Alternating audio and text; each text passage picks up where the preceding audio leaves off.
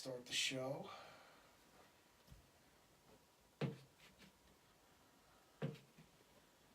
I've been spoiled the last few weeks, everybody. I've had people help me to do all this stuff. A producer. And now, back to square one. Here we go. Just call it retro, dog. Yeah, going back retro, old school. baby. You seen those dudes that run that show in that little closet?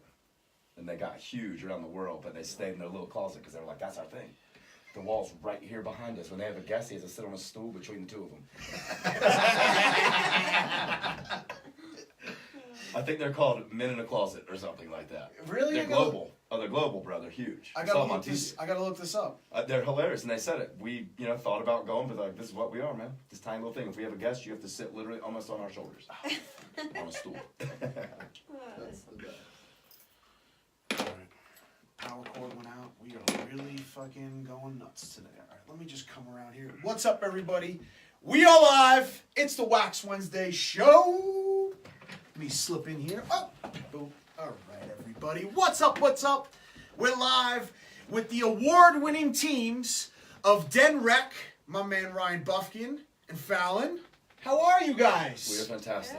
Can't wait. We're so excited to have you guys back. And my man Jeremy from Harmony Extracts, award-winning extracts. It's the holiday edition of the Wednesdayz Show. We're out here. What's up, everybody? I see my man Papa Bear's in the house. What's up? So we're going to talk some genetics today and talk about everything that's been going on in the past. I know we were all hanging out at the THC Hemp Connoisseur Awards, which was a good night for everybody at this little show here today. You guys cleaned house, and I mean, there wasn't a category, I don't think, that you guys didn't win that day. There might have been one that you didn't come in first. I mean, you pretty much cleaned house in every flower category that night. Yeah, we won an award with every strain that we entered. The only first place we didn't get was the Medical indica. We got third with it with the Holy Grail. Something. We got third. One of those, yeah. We got third, but first We placed. eluded us We on that placed, one. yeah. We placed with it, Yeah. for sure. Yeah, it was a great night. That was a great night. So it was a great night for all you guys here today. Yeah. And I was like a fan, clapping and screaming and videoing that night.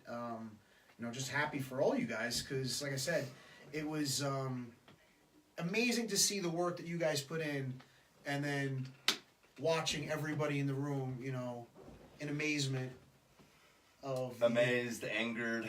Yeah, absolutely. All kinds of emotions. Supportive, not so supportive, yeah. For a good reason.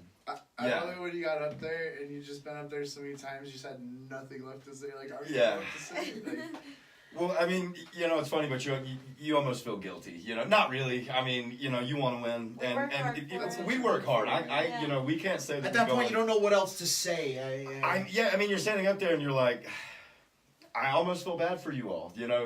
I know that if I was on the other end of that and I was sitting there in the crowd, knowing how hard her and I work every single day and what it takes to be great at this and to sit in that crowd and to watch anybody else, to watch anybody else win besides yourself is going to be painful, but to watch one person, take it all. And I mean, let's be honest, in the previous competitions, it was, it had happened in the previous competitions basically as well, over the past year and a half. So that was just really an epitome. I mean, the host of the, ceremony even said it. It's not in our best interest to have this happen. No, he said at the very end, he mentioned that, and he goes, I think he said, here we go again, because he was like, I feel like this is going to be another Den Rec here.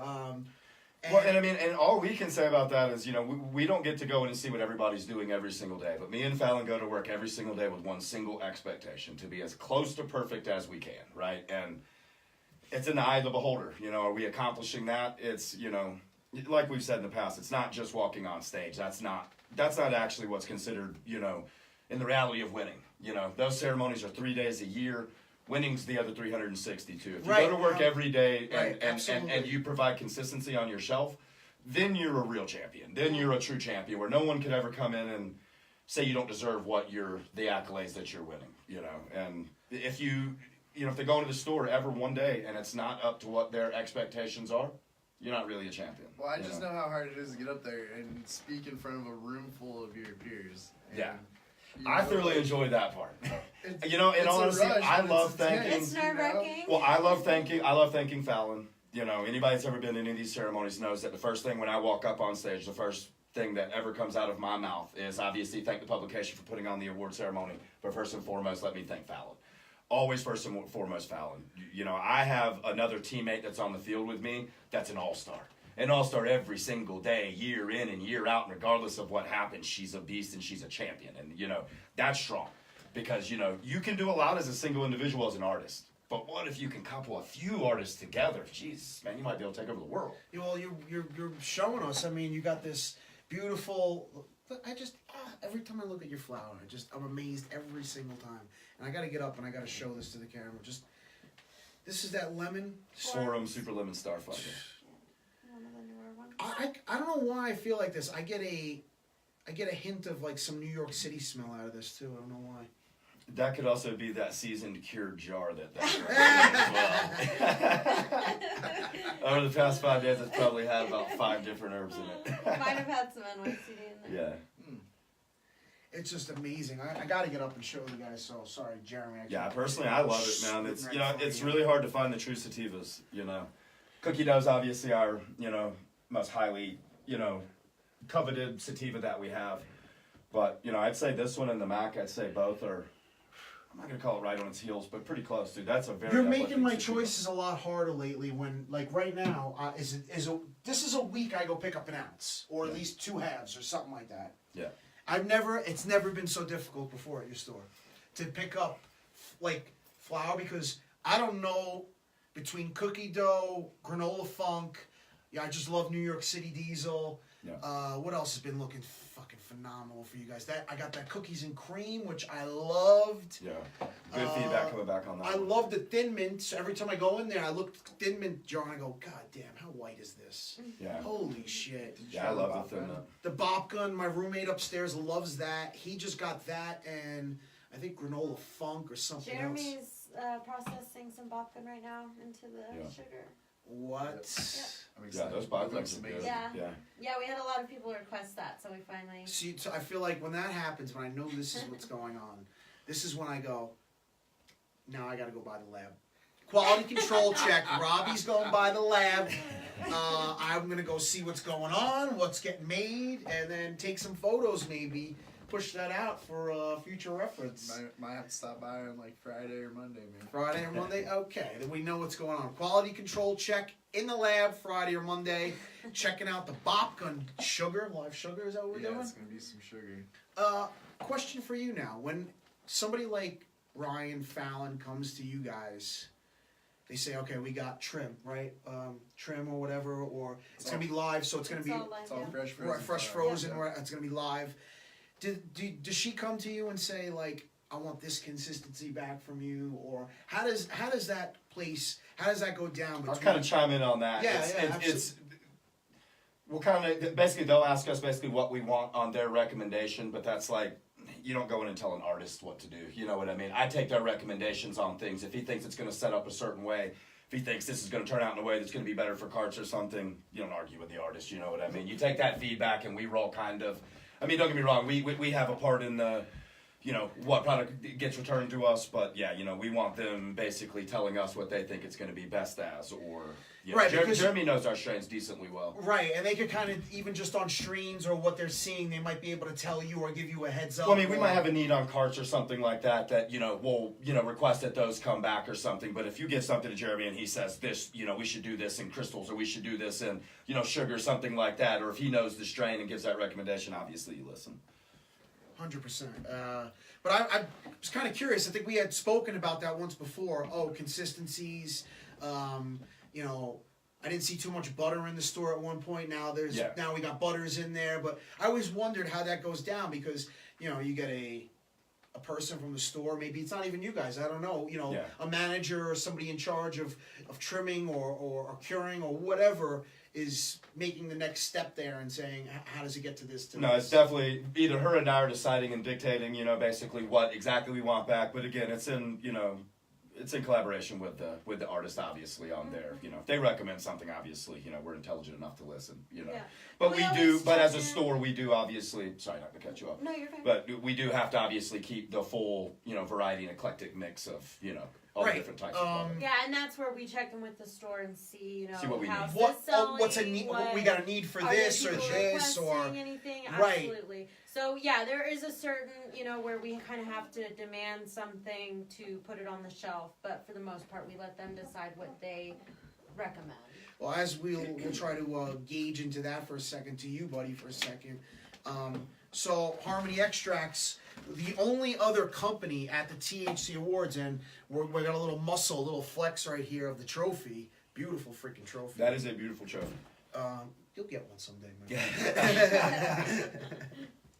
But they were the only other company that night to really show up and win, you know, pretty big awards, and the Grand Champion Award with their Ice Nectar, which is a we're kind of gearing up towards this for the new year, right? Is that a new product that we're going to see probably, I would think, maybe in the first quarter or second quarter of next year? Definitely in the first quarter. We've been working diligently. Like, we've got some really special packaging that we're working on for it. It's a pretty unique product, so we wanted the packaging to represent that. We were pretty fortunate at that competition. We ended up going home, I think, with 7 different awards that night. So, you know, I kind of felt like it was a good, you know, we've been doing all right in the competitions, but I felt we came in and had a really good showing there and kind of made Absolutely. a statement. Oh, you know, I think you Well, did and too. you brought art. When you bust it out of your pocket, you know, everybody's rolling around with what they're competing with, and, you know, they're, Right, they're or wholeheartedly, show off, proudly yeah. showing you, like the little babies, you know. And Jeremy busted it out, and, you know, it stopped me where I was like, wait a minute. That might be the cleanest looking thing I've ever seen. I mean, when it enticed you to want to smoke it. Immediately, I was like, are we smoking on this, or is this just what we're Right, repping? and Jeremy, like we did talk about companies, especially a lot of extract companies in Colorado had a rise and a fall. I wouldn't never say that about you guys, but I would say, like, there's definitely some times when people are waiting, what's next? What's going to happen next? And that's when you guys are working in the lab creating these clear terpenes, these clear crystals, these, you know, and it's kind of revolutionizing the game a little bit, per se, to see what's been going on. I mean, I think since we've formed Harmony as a company, we've pushed the industry as a whole, especially on the extract side. We came in with the focus to bring quality products. We brought the diamonds and sauce to the market, which wasn't in the market at the time.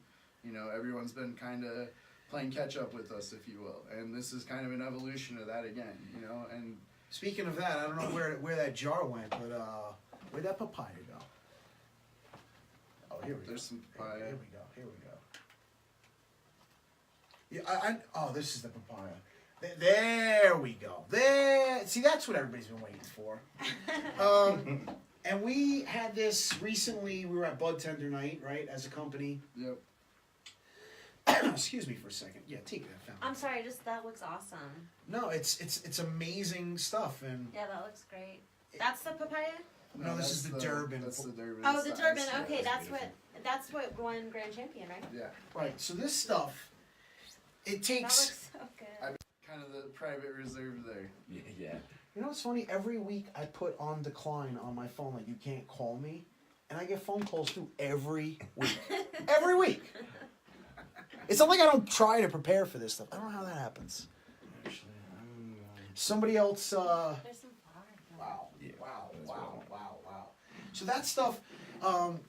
Yeah, you can pack up a bowl. Let's get smoky in here. We haven't had a cloud yet, and that's what's wrong with the show right now.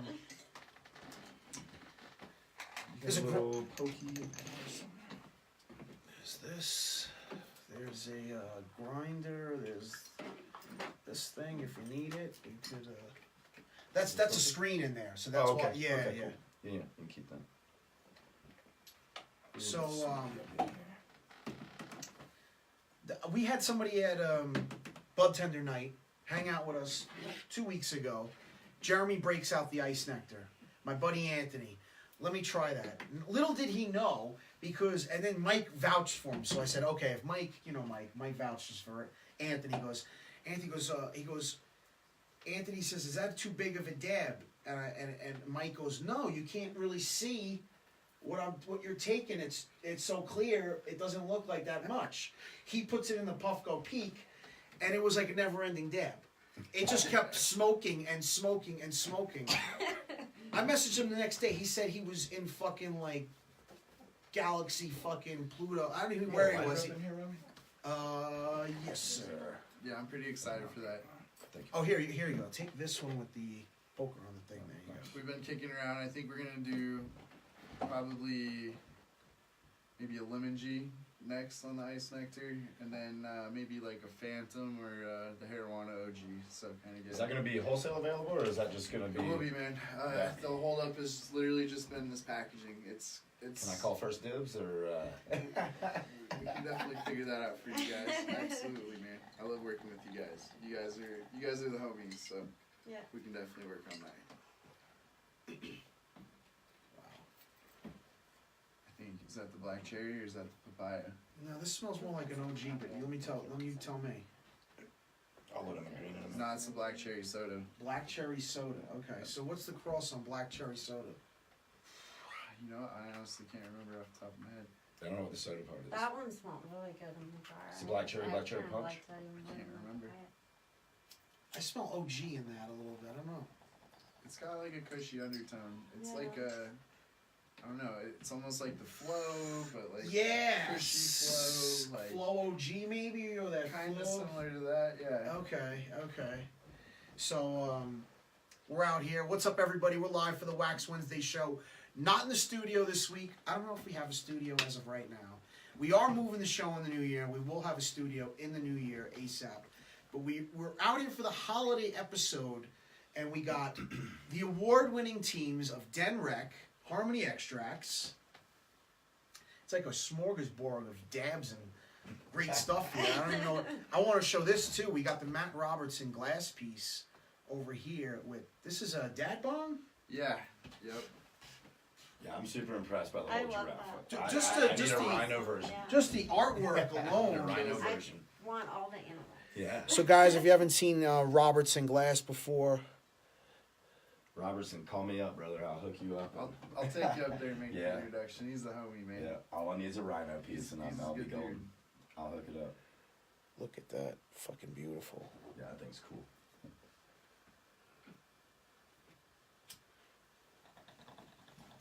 Someone asked how long you flush your weed for, Ryan. No First comment. question. No comment. Sorry, no comment. Everything in the game that we do is it kind of sucks to say, but a proprietary secret. You know, it's you know, how do you say that? We're very secretive about what we do, so I apologize for the Certain vagueness. But processes. yeah, certain processes, especially about you know how we conduct things in the grow and how we come up with the product that we achieve at the end. You know, we're basically in the industry where we're basically forced to be secretive. You know, this is like, unfortunately, like Coke versus Pepsi. You know, we're all together in this, industry together. We're all brethren, you know what I mean? We back each other as an industry and stuff, but there's lots of secrets, and unfortunately these days everybody has a lot of proprietary secrets of how they come up with their, end product. So we're a pretty secretive company. I mean, we sign non-disclosure agreements, every single person that works for us, basically just to, keep the secrets, so call it like a family recipe kind of that, we can't really disclose. Right. So maybe another question you might want to get to that's not so proprietary or something like that. Absolutely. I'm sure he would have no problem answering, but it is what it is. Yeah.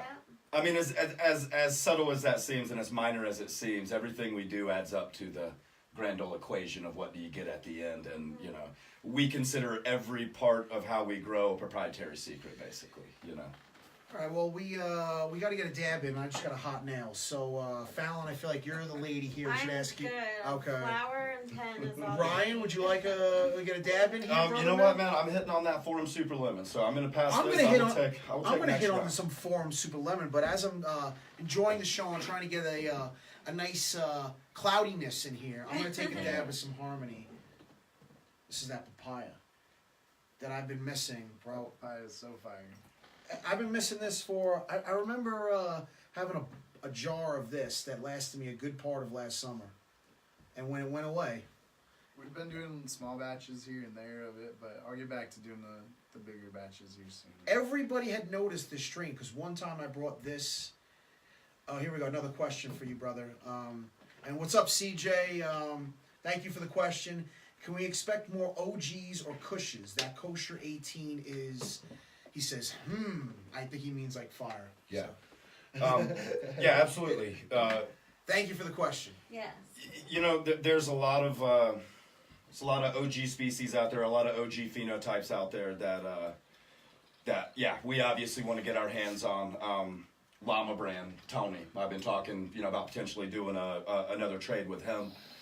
He fortunately has a pretty wide eclectic mix of OGs, and I have, obviously a lot of strains that he doesn't have. So I think me and T-Bone can probably, work out a deal to get some more. Yeah, I mean, he's got Hells all the way to, LA to, he's got a lot of coveted OGs.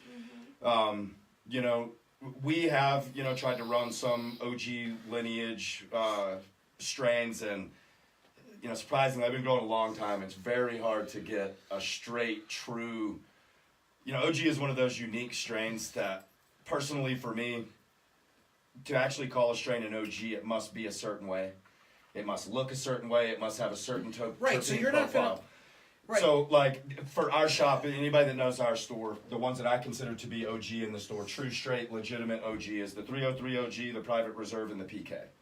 That's what I consider, and it's strange. 303 definitely has that OG fucking smell to it. So within all strains of the world, basically, you could pop a seed and I could pop a seed, and we could get totally different outcomes, and we can call it the same thing. Where OG is this unique strain where, within all the strains we run, for me to personally have to call it OG, right? So I've come across strains that we've run that were straight OG crosses.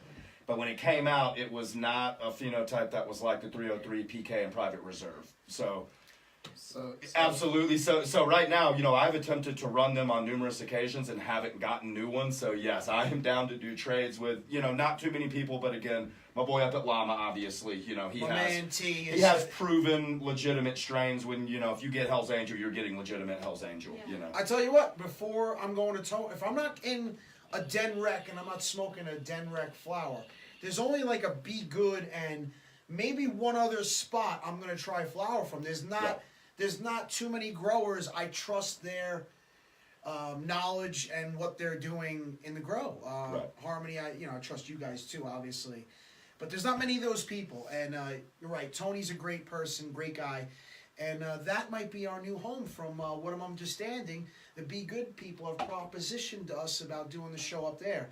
And I said, if that's the case, just want to let you guys know this. I said, you're going to have to give me the same open forum with my other companies that I do right now. And they said, absolutely. For sure. And, that's the beauty of working with great companies that actually let you do these things and kind of do that kind of stuff.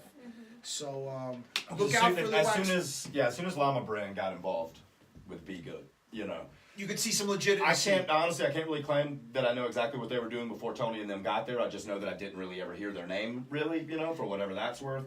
But I know that now that, Llama Brand got there and Tony created that brand, 2 years later, something like that, you hear that name. So Tony's done a very good job of, turning a company around. Again, I can't say they were failing before, or I just didn't simply hear their name out there, and now, in our circle of industry, you hear Llama Brand quite a bit. Right. A lot of people talk about the cam before Llama, right. Or the cam genetics before. Yeah. That's really what people, bring up. They say, Cam had those fire, what was it, LA, I think it's... LA Kush. Yeah, the Kosher. Yeah. The Witches. Yeah, yes. They had a lot. I mean, Tony and I did a trade in the beginning of this. It's actually where I got my GG4. It's where I got my Forum. It's where I might have heard that. And you know what? Your fucking GG is straight fire. Oh, yeah. It's that's now one of my choices where I say... I don't, again. Well, I mean, I'm torn between a GG, a Girl Scout, a right. cookie dough. The true GG4, there is no variance. There's everybody who has a GG4. If you're running the real legitimate, you can't say what that actually stands for. It's actually illegal.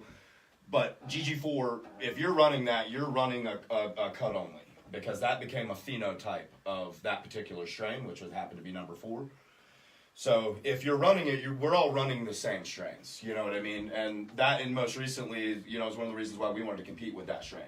But I got that strain from Tony straight up, knowing that when I got the, you know, legitimate GG4 coming from Tony, it was going to be that, just that. It was going to be legit. Yeah, that it's straight fire. If you haven't seen the GG cut at Denrec, it's straight up just covered. It's caked. And thank you, T-Bone, for the... Thanks for the shout. Appreciate it. You should be here today, but we didn't have enough room to squeak you in. I gotta make a bigger green. I actually thought about this, right? About an hour, 2 hours before the show, I said, right now it's so nice out. We could do the show outside on the deck. I could have everybody out here. We could do it in the living room on the couch. And then all of a sudden the weather changed out there and got windy. I said, nah, fuck that. No way. Well, Sorry. If you want to give up that granola funk, I probably got some ideas for you, man. Oh gosh, never. Yeah, I've been asked about that one. That's a hard one to part with, man. That you know, Fallon and I's previous story, you know, I'd acquired a lot of strains, you know, just kind of getting back to what that question was too about the I like OGs. where you're going. I at one point had, I believe, one of the most eclectic mixes of OGs. I had from the Hell's Angel to the original OG-18 to everything in between, to San Fernando Valley to original. Anybody out there that actually knows what George's OG means knows that's the for real original old school OG from Florida. I had so many, and many more than that. I mean, even, you know, again, growing them for so long. I believe they call that sometimes a Florida OG out there or something. It's, you know, it's where it was coined was, yeah, down in Florida's ocean growing. Anybody that knows the real, you know, history of where that strain got its name and stuff, you know, everybody knows George was, you know, a major facet of that and ended up being called after him, George's OG. But, you know, unfortunately, through business moves, you know, I lost all of that lineage, you know, every single bit of it. You know, I don't do anything outside of the industry. Everything Fallon and I do, we don't grow at our houses and stuff like that. So, you know, we grow industry only.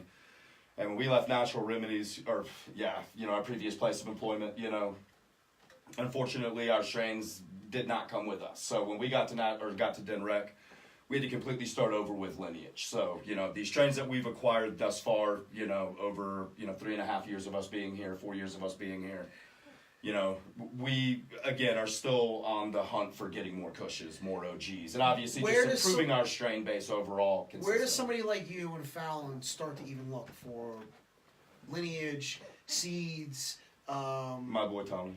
I mean, the first person I called when we got to Denrec, there were some existing strains in the building.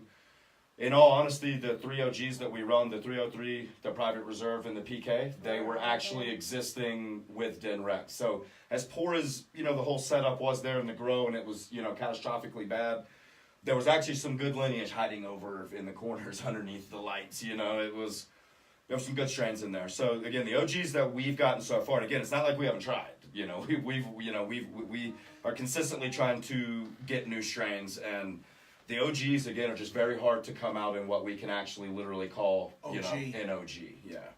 I noticed recently in the shop, excuse me a second, I need to clear my throat, that we have now seeds from, I think it's Dark Horse, Yeah. or, right, okay? And it's archived.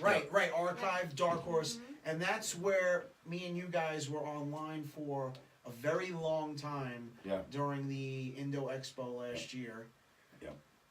Yep, metric seeds to the store. Right, Fantastic. but the great thing about that is, I heard you're growing them. Yep.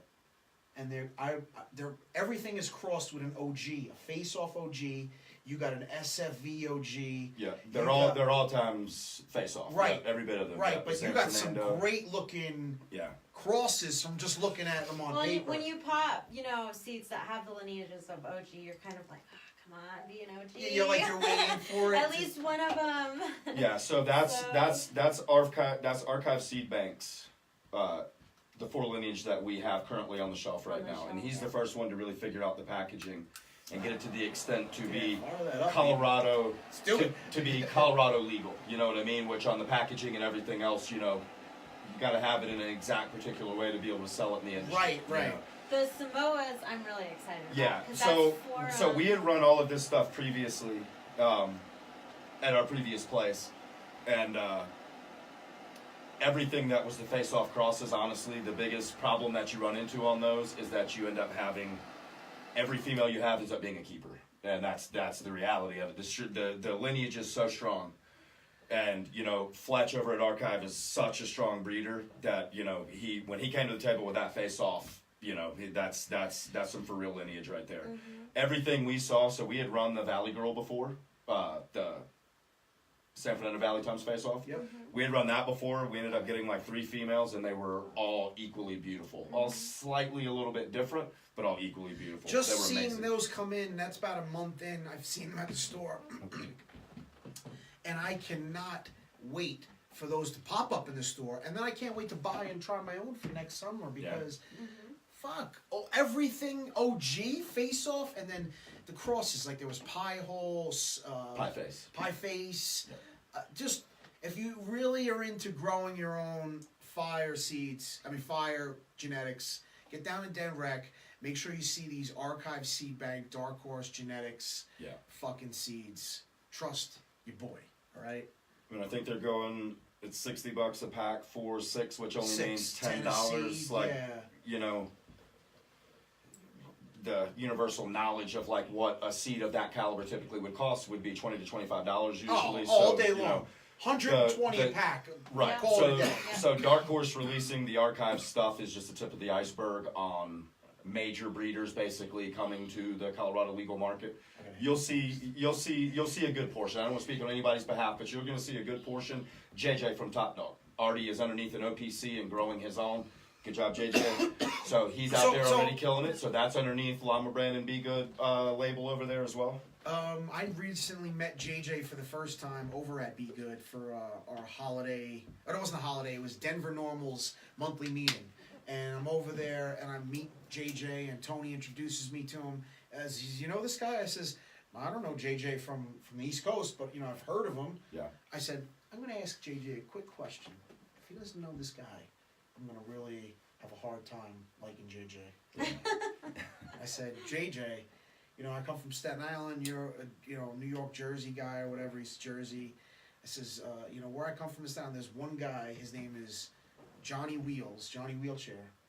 And he grew up in a wheelchair, but he grew the best weed everybody knew about. I mean, you could just go near his house and you would smell this weed, and everybody in fucking the state knew of his weed and this Northern Lights cut that he had. Yeah. And I said, JJ, you know Johnny? He said, Johnny Wheelchair? I said, okay, thank God. God. Yeah, JJ's an old schooler. Yeah, for sure. But it was nice to meet him and to... That's the guava. Guava's JJ. Yep. Okay, Yeah. all right. Good job, JJ. Yeah, Nice. Star Dog. Right, so, and then I love that profile because as a diesel guy or a really gassy guy, really my take on guava first was like, oh, fruit. But that's like, right. It's straight. It's funny. That was brought to my attention the other day by one of the managers in the store. That some people are utterly disappointed when they open it up and they're like, what the hell is that? They expect it to be like, fruity, like opening up a fruit bowl or something. And if you actually know the guava strain, that it's intended to be very Kimmy. Let's call it, Kim diesel to one of the deepest extents. I mean, in all honesty, of a terpene profile, I would say that's top 5 in our building probably of terpene strength. I mean, that's a jar that if you leave that guava open in your living room, your entire living room will stink. Right, so that's like that terpene is crazy Kimmy. But it is not fruity. No, it's the smell though that I look for in my terpene profile. Yeah. And there's different. Again, you could go to like a strawberry diesel. You're not going to get a fruit profile out of that. For sure. Like we have cherry diesel. Right.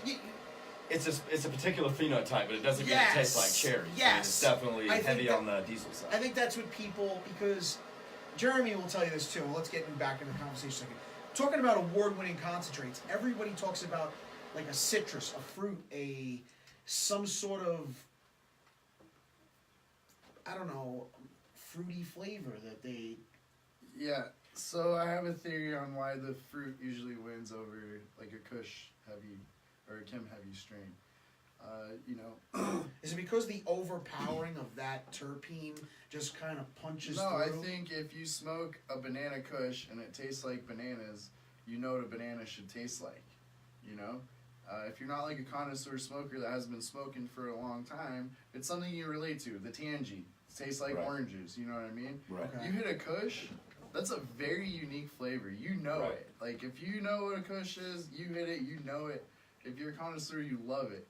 For someone that doesn't smoke a lot or hasn't experienced that before, it's a very different... It's not as connoisseur as the banana taste. They don't know what to expect, you know Right. what I Or mean? And it's to very compare it to, off-putting. yeah. For sure. That's another flavor that just started coming back around, that banana kush, right? I mean, I just started seeing that again, and again, banana profile, like totally different, something that most people can't understand the terpene or that kind of, I don't even know what the terpene would be in that, to be honest with you. Yeah, the banana kush that we had previously that we lost when we, lost all of our lineage. That to a couple of my connoisseur buddies that, I really value their opinion of herb, had said that banana kush was by far their favorite strain that I'd ever grown. And, we've grown a shit ton of strains. So that's a pretty heavy statement right there. I wouldn't really know how to describe the phenotype or the terpene profile. It definitely didn't taste like bananas by any means, but it was crushing. I mean, it was like indica to the truest extent, almost to the point of like painfully indica, you know what I mean? Like they loved it because they loved being crushed. Me, I'm definitely more of a sativa guy than that utterly just narcotic crush. Well, it's funny you say that because Jeremy will tell you this too. The papaya and the banana kush are some of the only, like, I guess, fruity flavors that you could get out of an indica, right? Like, Is your banana fruity? Oh, it tastes just like banana.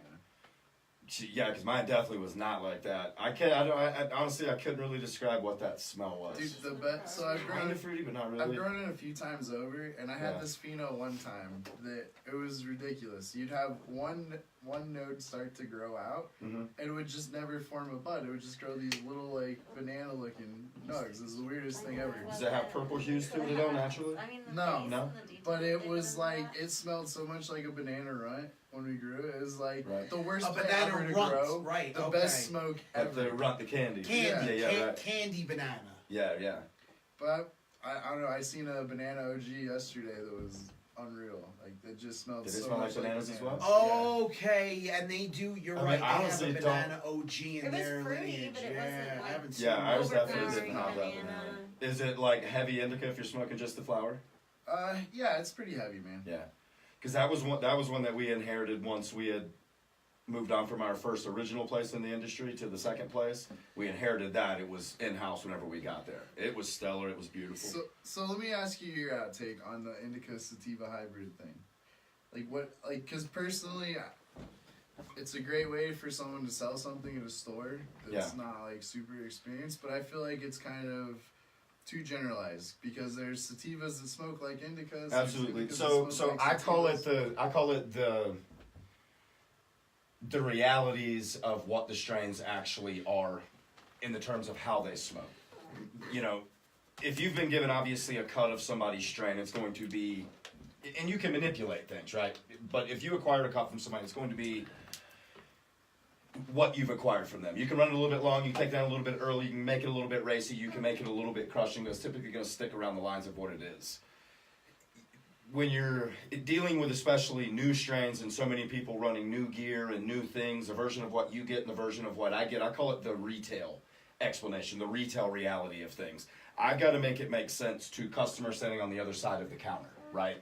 And customers on the other side of the counter don't really care what a breeder or what this person says it was supposed to be. It's the reality of what do we get when the plant is done in its finished product and what does it smoke like, because that's the interpretation of what the person on the other side of the counter needs to be told. So it's basically an explanation of sativa should be an uplifting high, indica should be a crushing high, and hybrid should be somewhere in the middle. And I define the strains when they make it to our shelf on how they smoke. I'm basically the dictator of what is classified on the shelf. Right, you'll And go I to the do that- manager and you'll tell them. I tell them whenever we send something new to the store, I send it with basically the explanation of what is, and obviously it makes it to the store. A lot of times I'll either designate it as hybrid right out of the gate, Or what it's supposed to be. because I have to go to the store And then- immediately and get the product and take it home and test it, but it has to make it to the store first, right? So I have to go to the store and Okay. get it and take it home, but it has to go up with some designation because I'm not going to hold it back from the people. Yeah. So a lot of times I'll throw a hybrid designation on it right out of the gate because that's the safest thing for me. I will immediately take it, sample it that night, and I will come back the next day with what the dictation over the counter is to be. Because again, I got to make it make sense to these people that come through and the universal expectation of what those words mean. Sativa should be uplifting and energizing. Indica should be crushing. The hybrid somewhere in the middle, you know. Yeah, and again, from us popping, you know, seeds from the same lineage, you know, and getting our Mind Eraser strain, and its sister is cookie dough. Now, cookie dough is our most coveted, highly decorated sativa, yes. The Mind Eraser is one of our top-selling indicas each day. Now, I smoke them and can tell immediately that Mind Eraser is crushing. I have to call that an indica. Its sister, cookie dough, completely opposite. right? Yeah, it's completely opposite and wins, you know, the most sativa awards for us. So, you know, which one should I change the name of? And which one should I call a sativa? Which one should I call an indica? Should I call the thing that wins all the sativa categories an indica? Or should I call the Mind Eraser? You know, I named it that for a reason. I named cookie dough just because I liked it, you know, and it actually looked like cookie dough ice cream to me, is why I named it that. But, you know, on the other side of things, I smoked the Mind Eraser is what I ended up calling it, and it crushed me. Your boy T-Bone's watching. Oh, T-Bone. What's up, buddy? Hey, what's up? Love you, buddy. So just my personal outlook on it is the sativa indica hybrid thing is very basic and rudimentary way to look at it. You know, the THC is gonna have a certain high no matter what. Like I could extract it from a sativa plant, an indica plant, anything in between. It doesn't matter. The THC is the THC. It's all the same. It's a very heavy head high. Yeah. The terpenes are what's gonna make the difference. Oh, absolutely. And, you know, I and I think 150% agree. That's where we're missing right now. Like we're gonna, I think, start rolling out like the top 3 terps in Right. each strain's profile. Absolutely. You guys are? Yeah. So, So that we're in our people- infancy of the understanding of why these strains are what they are. The grand old thing of why does this test low but is so great, and why does this test high and is not great.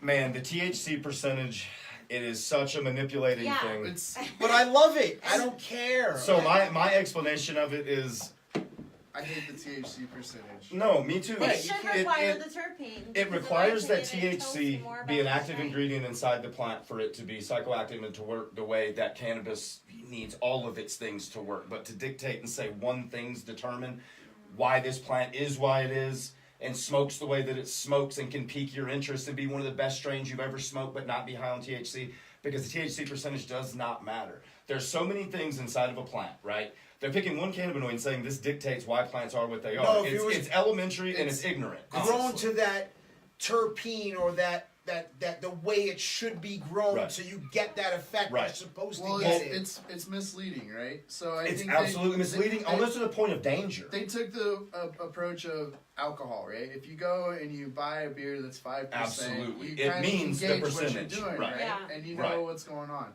If you go and buy a flower that tests at 15%, thinking you're going to get something that's a lot lighter than, say, something that tests at 35%. Right, you're That's not it's necessarily the misconceived. case. No, absolutely, and a good example of ours is one of our most crushing indica and a competitive strain, the Holy Grail. That will notoriously test between 14 to 18. Sometimes it'll test at 20, which also shows the But very variation rarely. in how things can test coming from the lab. It pertains to what part of the plant you actually took the sample from. We don't dictate where the bud comes from because we don't really care. We go in and grab the exact amount of bud from a bag. We don't discern where it came from. We just throw it in because we understand and know and try to educate people on the fact that THC percentage is, again, it's dangerous when people perceive that THC percentages mean something. One of our most narcotic strains that I would not recommend anybody just to be rolling around and smoking if you work for a living or do things like that is our Holy Grail. And that will notoriously test between 14 and 20%. And it will crush you. And you would not want your grandmother to come into the store, or your mother-in-law to come into the store and look across the counter and say, ooh, you know, look at that, 14%, Holy Grail, that sounds pretty. I'm going to take that back and smoke it. You're in for a rude damn awakening. And that's where it comes down to also the knowledge of bud tenders to explain to you. Which Please don't look at the THC percentage. Please don't. Smell the terpene profile, right? And if it's appealing to you, look at it. If it's Your aesthetically nose pleasing, right? And Your if it's nose and knows. if it's aesthetically pleasing to you, and you want to take it home and smoke it, take it home and smoke it. And the last thing you should look at is the THC percentage number. And then you should ask yourself, if that was the best experience you've had on cannabis, or one of the best experiences and just utterly pleasurable, then look at the number and tell me if you really care if it said 14 or 20. You just experienced something that Doesn't matter to me. There's so many things in cannabis that dictate why that plant is the way that it is, that honestly at this point only God knows. And people are trying to figure this out. They're trying to understand this. And I think people that are truly in the know and intelligent people in this, doing this for a long time, understood a long time ago that these percentages don't mean anything. Smoke the plant for all your human receptors have, right? Smoke it. Does it look great to you? Is it appealing to your nose, right?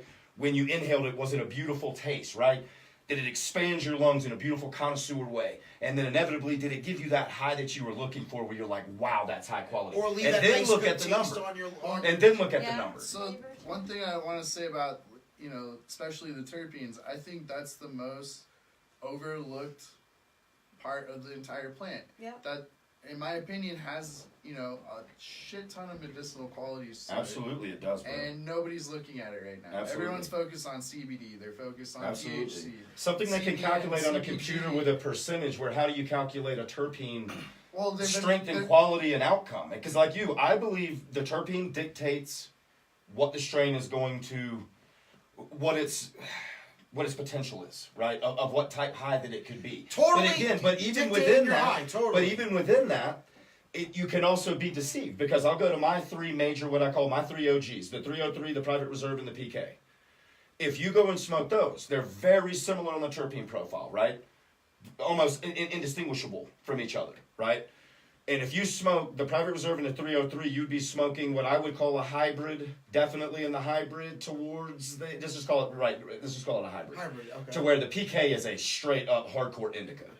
So even within that terpene profile, there's something going on different that the terpene profile doesn't distinctly say that it's going to smoke this way, right? Because again, the three all smell very similar to each other. I would say they're exactly in that pinosol terpene profile, right?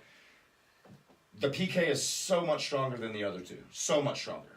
To where again, that PK is right up there with the Holy Grail. It is not for the faint of heart. That's for a true indica lover right there. I mean, it's going to be being able to tear down the plant and really test the individual Absolutely. terpenes. And, you know, up until recently, we haven't really had the technology widely available to our industry to do Right. stuff like Well, now you're seeing a few companies. I know Credibles was the first. You got to credit them for doing like it wasn't breaking down, but they did like a terpene percentage.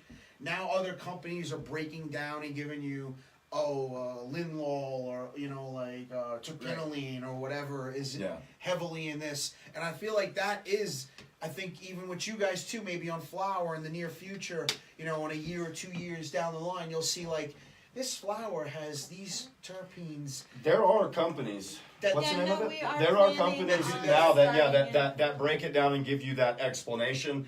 They can basically break it down on how it's classified. I believe they just increased like the terpene designations by like 4 or something like that. They added more to the list that trying to describe.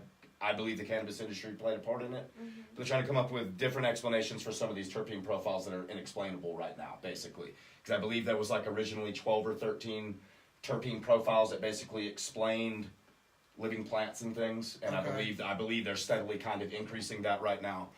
But we are planning on. But yeah, there are starting the companies that testing will for- basically give you a report back on how they classify within those terpene profiles what your plant, what category it falls under, what mixture. Right. Yeah. Now, what that exactly means, that's You don't know again, because you don't what does it's it their mean? it's their classification. Right. Of what it Well, would again, be. and again, you know, you could say that a terpene profile would straight up dictate how it smokes, but again, you get back to that OG quandary, you know, and you're like, well, they smell exactly the same, but that one's way stronger. You'll get caught off guard by thinking this terpene profile means the same There thing. needs But to it be will case give you a better studies. idea. This is Yeah, a compliment, absolutely. Brian. It's gonna sound like, and it's like goes, okay. Darian says, I swear the percentages at Denrec are wrong on the Thin Mint. How is this 9%? That's the 9 we were just talking Right, about. Right, you say like, my nose goes to me. Some days it's Thin Mint. Some days it's cookie dough. Some days it's whatever you feel that's what you're drawn to. Yeah. Your nose knows best. About, That's exactly like a testament to what I'm saying. Like the THC percentage is not Well, and again, even where you take a certain product off of the plant, and even with the testing labs, God bless them all, we're all trying to, we're still all pioneers in this thing. We're still in the beginning, we're crawling right now still as an industry. We haven't fully evolved as to where we're going to be, and the labs are the same way, So, the varying in THC percentages, even from our tests, I look at them occasionally. I don't really care what the THC percentage says on the jar. I never have, because I understood again a long time ago that it didn't mean anything. But it's because your eye is picking it at its peak time, so or whatever, it's at its peak time. I've been a connoisseur for a very long time, and I've understood what good smoke is. Right? I have senses, bro. I can tell. Does it smell great? Is it appeal to me when I look at it? Is it appealing to me when I look at it? And then when I smoke it, do I get that inhalation, that expansion that's clean, right? And then in the end-all, be-all, that I love the high. So that's what I was looking for. I didn't care what a number. I mean, for a long time, we didn't know what our shit tested at, right? There weren't these labs out there. It wasn't mandatory to test. So for a long time, we were all growing. I mean, I was a medical caregiver for a long time, right? So we didn't know what the THC percentage is, and nobody cared, right? You either loved that herb or you didn't. This became a dictation by the state, and I think once they made it a law and said, the state is the one that made it into a big deal of THC percentages, and it must be below this level, that put this interpretation out to the people that, these THC percentages mean strength, so it must be lower than this. You know what it means? It's on crazy. My side, and I get this question from a lot of people all the time. Well, what type of average return do you get on medical product, or what type of average return do you get on your recreational product? For weight, you mean, or for? Yeah, on returns, on yield back. Oh, right? yeah. So it's like there's not like I pull 10% or 20% or 5% intentionally. I can only pull out what's there. Yeah. Right? If Absolutely. your product only tests at 12% and there's only 12% THC, I can't pull out 20%. Right. You know what I mean? Right. And That's what some people come back and they say how is a strain that, like Mike asked this, not this feed, but 2 weeks ago, came in and says, okay, so LA Confidential, just giving you an example, because it's in the box in front of my, 74 or 75%. But the strain may be like 20, 30, and he's like, how does that translate to, triple or whatever? Again, How does this number, because of the... I think Jeremy would agree. Even in the end thing, the last thing you should do is look at that number. The first thing you should do is look at the strain, smell the strain. If it appealed to you, you should take it home and smoke it. The last thing you should do is look at the THC percentage. Would you agree? Absolutely. So the thing with the THC percentage from the flower to the concentrate, right? When we concentrate it down, we're essentially isolating it from all the plant-based material. So when it's on the flower, there's a lot This is why he's fucking good at this shit. There's a lot of plant, right? So that's going to lower the percentage. When we take it and extract it off of there, there's a lot less things in there to take away from that percentage. You're also going to, if we had terpene testing on there, you notice that the terpenes would go up exponentially. Everything's going to concentrate. That's why it's a really super good important. answer Right. for a really good And that's question. another to be reason honest why with we you. have issues with something like, say, pesticides, especially on the concentrate side. Something could go ahead and pass on through the system and be fine on the flower, but when you extract it, all that stuff You're comes concentrating through. it. And you're literally just isolating it down and concentrating it. So that's Absolutely. why it's super important to have really good starting material. Absolutely. Two things I'm going to say Absolutely. on that, on one thing on you said and one thing on you said. The first thing on what you said was, people ask me why I think Denrec has the best flower all the time. And I say, I see good flower, Tony's flower, great flower, but what separates Denrec's flower from everybody else to me is when I smoke this or I break this weed up, there's terps on my goddamn fingers. Like I could smell the terpenes on my hand. And I hate to say it, but a lot of the other flower in Colorado, you don't get that. You don't get that smell coming off the flower. You don't get it when you break it up. It's already dry. It's gone. It's poof. It's whatever. I could literally, I smelled it before. You open the jar, you pulled it out, and I'm smelling the terps. I got it on my finger. I'm smelling the terps. Yeah. The terps mean so much to the weed that's why these guys are telling you, both of them, from extractor and from a grower, that the terpenes are going to give you your best high. It's going to steer you on that high. That's what Dave used to say. Well, the way you dry and cure your product makes a big difference too. You know. I mean, every aspect of what you do from beginning to end, but that's from the start all the way through the finish. I mean, like you're saying, I mean, it has to be cured, it has to be dried well, it has to be grown well first and foremost to even get it to a stage of being able to be cured and done in the correct way.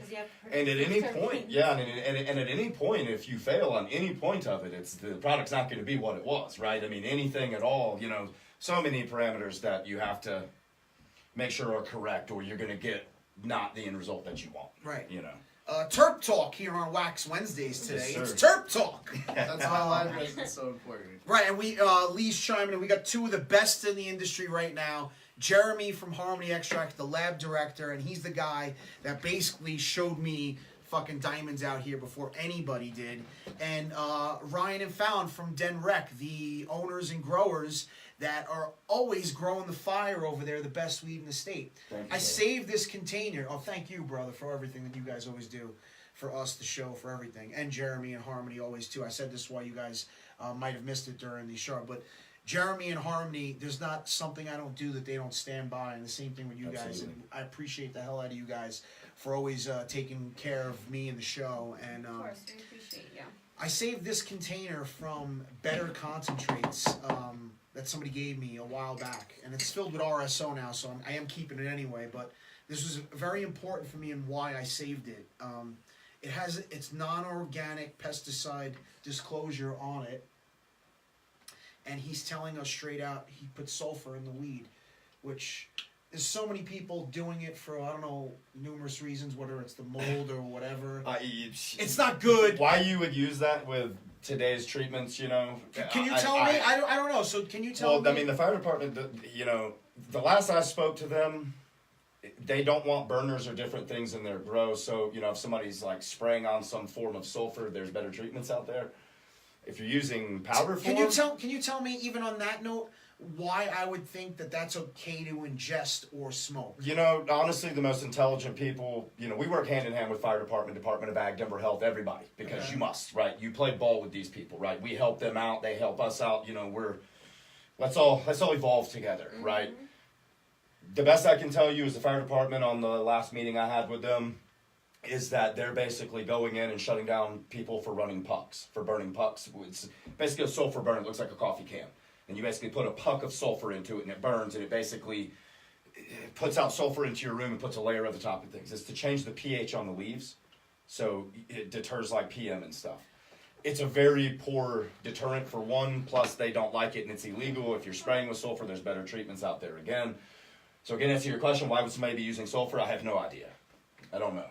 There's better stuff to use than that. So they've veered away from the burners, from what I've seen, and most people are using some sort of spray with sulfur. The fire department has told me that they caught a dude, and it? they went out, and they had this weird obviously, feeling that they it's should dry. re-enter the building, and they literally gained access almost immediately back into the building, and the dudes had already hung the coffee cans back up. On the flip side of So that, they literally took them down for the inspection and put them right back up. if you're using it as a spray, it's one of the worst things, in my opinion, that you can Oh spray. yeah, no, Right, it's and not good. I think this is why I came to Jeremy a long time ago and believed in him. He was telling me, it's not a grow. I don't go walking through and look at the list to check this stuff before I do what I do. It's a very poor treatment for many different With that ways. being said, it can be used as a nutrient, and it'll kind of help enhance terpenes.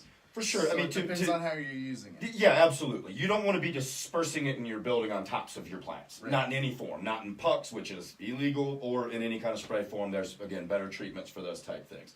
To have it as a, you know, feed, supplement, nutrient, whatever you want to call it, yeah, to each his own. You know what I mean?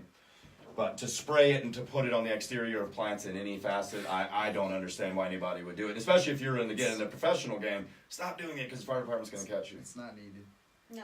Well, the fire department gets angry about things like that. They're like, we're here to be on the same side of things. Don't endanger us. And if they've outlawed it, It's they almost consider like it to when be dangerous. when you see a cop get mad for a police chase, and they're like, he rips the guy out of a car on a video, like cops or whatever. You're like, and he's yelling at the guy, "You don't put my life in danger, motherfucker!" And he's like, and the guy's just sitting there in the car or on the floor, like, "Oh, sorry." Well, I mean, we are friends with these guys, and they bring a very human element to it. You know, how often do people think about their local fire department? You know, I get to see them on a regular basis, so I get to hear them talk about their own life stories and their families and their different things. And you're gonna, that guy, they're gonna come in and risk their lives to enter your building to come in to save you if you're in there.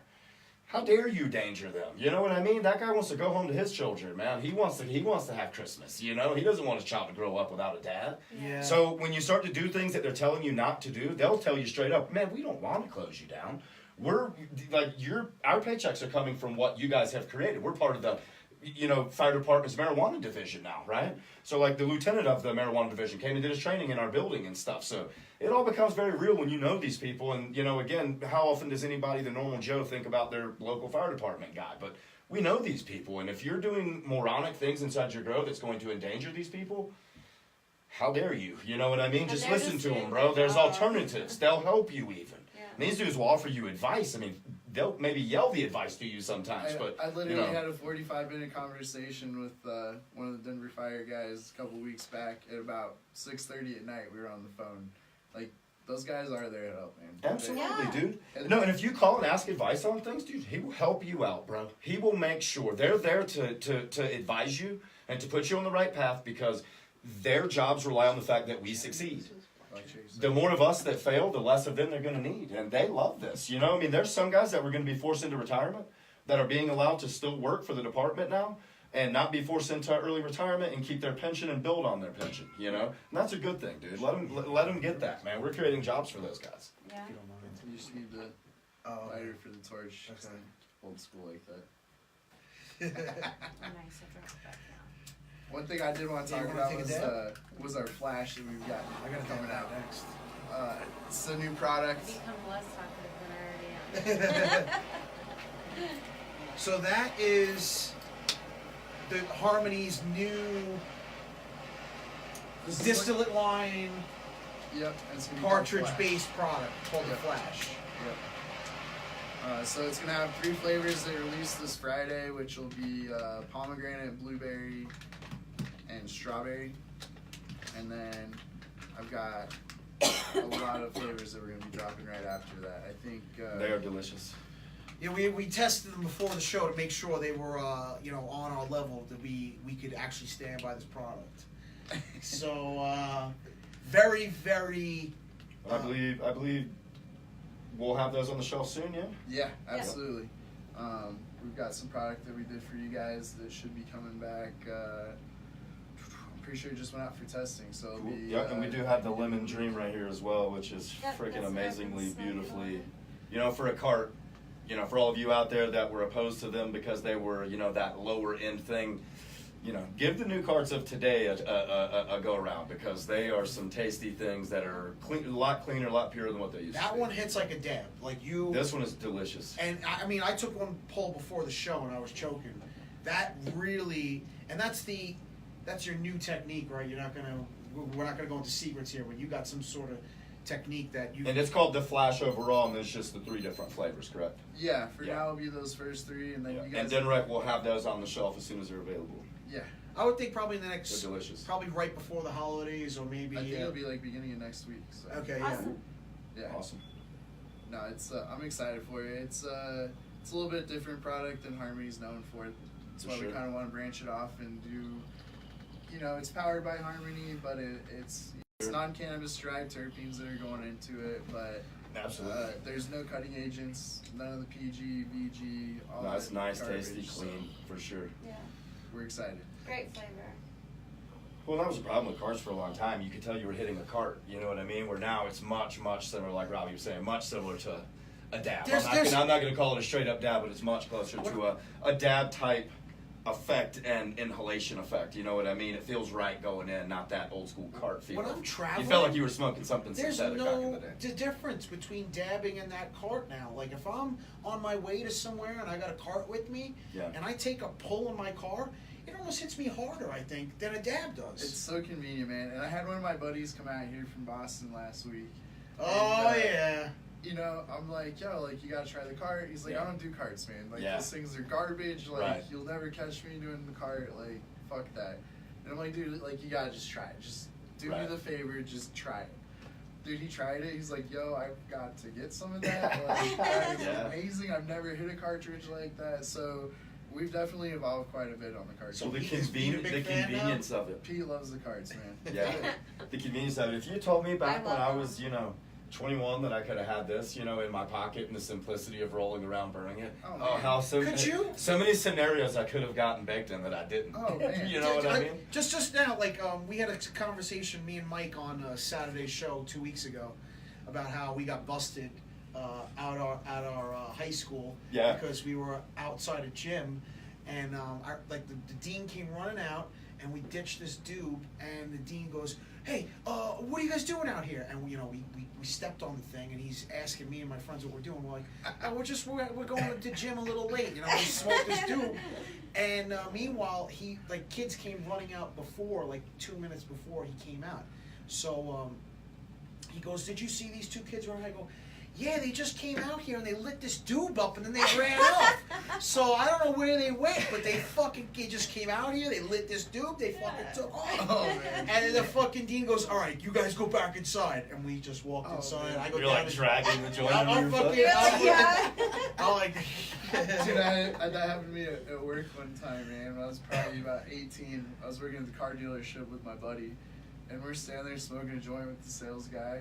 And all of a sudden, we see the boss coming downstairs. I'm like, "Oh shit!" I tell my buddy, and he was smooth, man. He dropped it, stepped on it, and turned all in one motion. And he comes down. "What are you guys doing down here?" You're like, "Oh, just talking about cleaning up this car over here." He's like, "Bullshit! We can smell the weed coming up. We're all sitting out here trying to barbecue, and it's just fucking weed coming up here, man. If you guys are gonna do that, go down to the new cars down there, hop in one of those, the smell will go away. Don't do That's it right hilarious. next to where everyone's at. It's hilarious. told you to blaze out a new car. Dude, It's welcome tight. to Colorado. It's like, all right. Nice. It's like a present for somebody else. Leave that half a doob in the ashtray for the new guy. That was 15 Yeah. years ago too, man. Really? Yeah, Nice. that was many moons When it was ago. not so legal. Yeah. So, great stuff. And so these cards we said will be available in, I don't know, what'd you say, 2 weeks? And this one is the Lemon Dream. Yeah, that stuff they made from our material, and it It's is lemon and delicious. Blue Dream. Yeah. It's funny because everyone, as soon as they hear Blue Dream, they're like, "Oh, Blue Dream." I went through, after we made that, just through to a couple people in the building, and they Yeah. were like, "What the Look how much hell?" clout. I know so many people You know, that name. It's like It's one that doesn't get, you haven't tried it doesn't yet. get the notoriety of other strains and stuff. It doesn't have the fame of other strains, but sales don't lie, and it's in the upper tier of what we sell. There's so many people that like it. I think that buy it for the girlfriends or people that are lighter smokers. You know what I mean? Your It's- new run of it. This. Well, I mean, past I've one was seen lots of incredible. I've seen lots of dreams in my day. Most of them pretty damn generic. I'll be honest. That Blue Dream, and again, it was one of the ones that we came into and inherited that was in the building That's the already. old school So I don't know original. where the hell it came from, but that is a good Blue Dream. That is a Yeah. legit. When you smoke it, you're like, it may have a generic ass name, but that terpene profile, No. that thing's for real. No, we were laughing. We were just like, "Dude, you give Ryan anything, and it just comes back fucking amazing." You know what's funny is, now that we talk about this too, is I see these strains that, I think that's why I kind of do what I do now too, is I see these strains like your Blue Dream. I used to see that in New York City 15 years ago. And I just would look at that and go, yeah, that's Blue Dream. Dude, I think I was about 21, 22 years old. I think that was about 18 years ago or so that shit came out, where it was. Blue Dream. Yeah, right, when it right. first was like, ooh, shit, what the hell's Blue Dream? It was the Gorilla Glue of the back then. Yeah, it was always a pretty a terpene profile. And if you were growing one of them, there was a good chance that you had some fruity. Again, back then we were sure ignorant than we are today, but it was always a fruity, pretty smelling strain, So that one though, again, I can't claim that I've grown one that grows exactly the way that one does. It's unique in a way, so I didn't, again, it was one that we inherited in the building, so I can't claim I know where it even came from. But it's a good smoke. I mean, there's a reason, we're always trying to come up with our 4, 5 to 6 worst strains, what I call it. That's you gotta say that in moderation. I don't have any bad strains that, that we're gunning after, but we're consistently There's looking. strains that you kill off that I'm upset about Yeah. every time. Yeah, I mean, The we're, white, or I mean, we have to come up with, basically we have to come up with stuff to get rid of. I grow basically 56 to 60 comfortably. And, anytime that we get above that, man, I think at the South store right now in this county, there's 44 strains on the shelf. Yeah. I mean, 44, and I love the fact that I can grow so many of them, and that's why I have so And we many on love the the shelf. variety. Just to show the eclectic mix, man. I mean, I'm telling you right now, as far as variety goes, right? You may not, I'd like to think that everybody at least respects our product, but if you go to that shelf, I do believe that there's not a shelf that's as large as what that is. At least I haven't heard if somebody has that many strains. Have you thought about doing tissue culture just to save genetics? My brother and I both more dabbled with it in theory than actually making it come to fruition, I like it because I think it's interesting and it's cool. right. It's some cool science involved there. So it's very interesting. But her and I are badass cloners, so you know what I mean. Like all of our clones come out 100%. So the things that we can do. Well, right. That's not. So the way I look at it isn't necessarily you're not going to do like mass clone production off of that, right? Right. But what you can do is you could have a refrigerator that's the size that of you the can one store. in your house, Yeah. and you could have 1,000 strains in there. For you sure. know what I mean? Yeah. So it's not. It's just more instead of having when you go through and you find better and better and better. Right. It's a way to save those ones that you don't want to constantly run. You know what I mean? For right, or for sure. But I mean, in mine, it becomes like a retail thing where, we basically look at sales number and that dictates what we remove. And unfortunately, sometimes it comes up to, some that like, Robbie likes some that we removed, as have, quite a few people have said, ooh, why did you kill that one? Sad We look white at, leaves. well, I mean, Fallon and I are connoisseur growers, and that's what we focus on first, but we And do it's run a like retail that store, one, so, right. as much as I would love to keep them all and grow them forever, for the amount of space that we have, and again, even once we acquire, and we've already expanded twice, but, once we expand again even to the next one, our line is kind of that 56 to 60. Once you just get above that, dude, if I had 60 on the shelf, like I don't mind having 44, I don't know, but I feel like if you get above 60, man, you're gonna complicate the hell out of things. Eventually, like, people are gonna stand there and go, man, it's gonna take me 15 minutes to read these damn names. I'm sure eventually we'll see a den rec, in another state somewhere. Oh, that's our goal, bro. Yeah. Or another location. Absolutely. Whether now that states are popping now, we're starting to see. I mean, I can tell you straight up exactly what our plan is. We would like to get 5 to 6 stores in the state of Colorado, possibly a lab. We don't really know on that, end of things as far as the lab goes, but we want to get 5 to 6 stores in the state. And then absolutely, we would love to start thinking about places like California, places that are being initiated, the Colorado rule books basically, and where we've gotten very good, right, playing in the games here of what rules and regulations and everything we abide by here. They're going to be forced to do the same thing. So, by the time I think we get store 5 here, I think California will be settling itself down. I think the economy will be pretty firmly established. It'll be a very good time.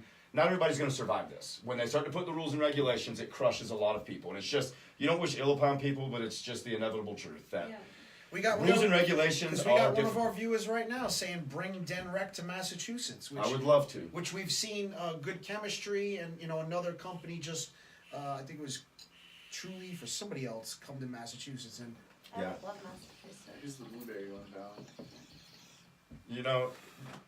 In the state, we just acquired and converted store Okay. 2 here in Now Colorado. I feel weird saying that the cotton candy. About 5 months ago, we opened the second store, and That tastes that conversion was a That medical hits really conversion. hard. Was a medical conversion to so it was a lot recreation. easier to. It was the most difficult route that you can walk. So when we converted from a medical store and converted it to recreation, it ended up taking us a year and a half roundabout to get it fully converted to recreation. So it was a very hard road to where anything that we acquire in the future, we're looking to purchase turnkey Turn and go. recreate. We would love to get recreational and medical together, but if it only ended up being recreational, so be it. But yeah, we want to buy turnkey and not do the conversion process of what we went through. Again, that took us a year and a half, so it slowed down our future expansion on taking so long to get store 2 converted.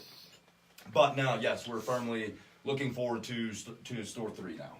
So I would think obviously with Denver being the hot pot it is, and around the city, and there's probably you guys probably have your eyes on another location in the city for the next couple of years. Yeah, we have a pretty basic schematic of our map of what we want.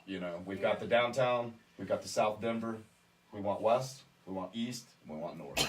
We get nice, you know what I'm saying? Surround it, call it reasonable access. Yeah.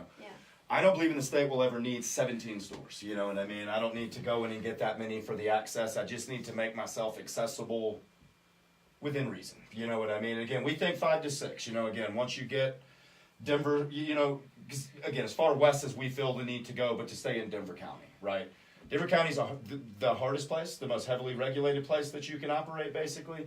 So honestly, we thrive in that, and I like being in Denver County with the hardest regulations and the hardest rules, right? It keeps us sharp, you know. I think also too, being downtown where you are too is critical for your business growth because it's such a hot pot of what was going on there, like downtown being by the stadium in the summer. Absolutely. And what else goes downtown? The events that go down on Larimer there Absolutely. with the parades and stuff like that. I feel like that that's a great area, central city to be in. Yeah. Well, and even a few years ago, not so much. Once you got because we're on 21st and Larimer.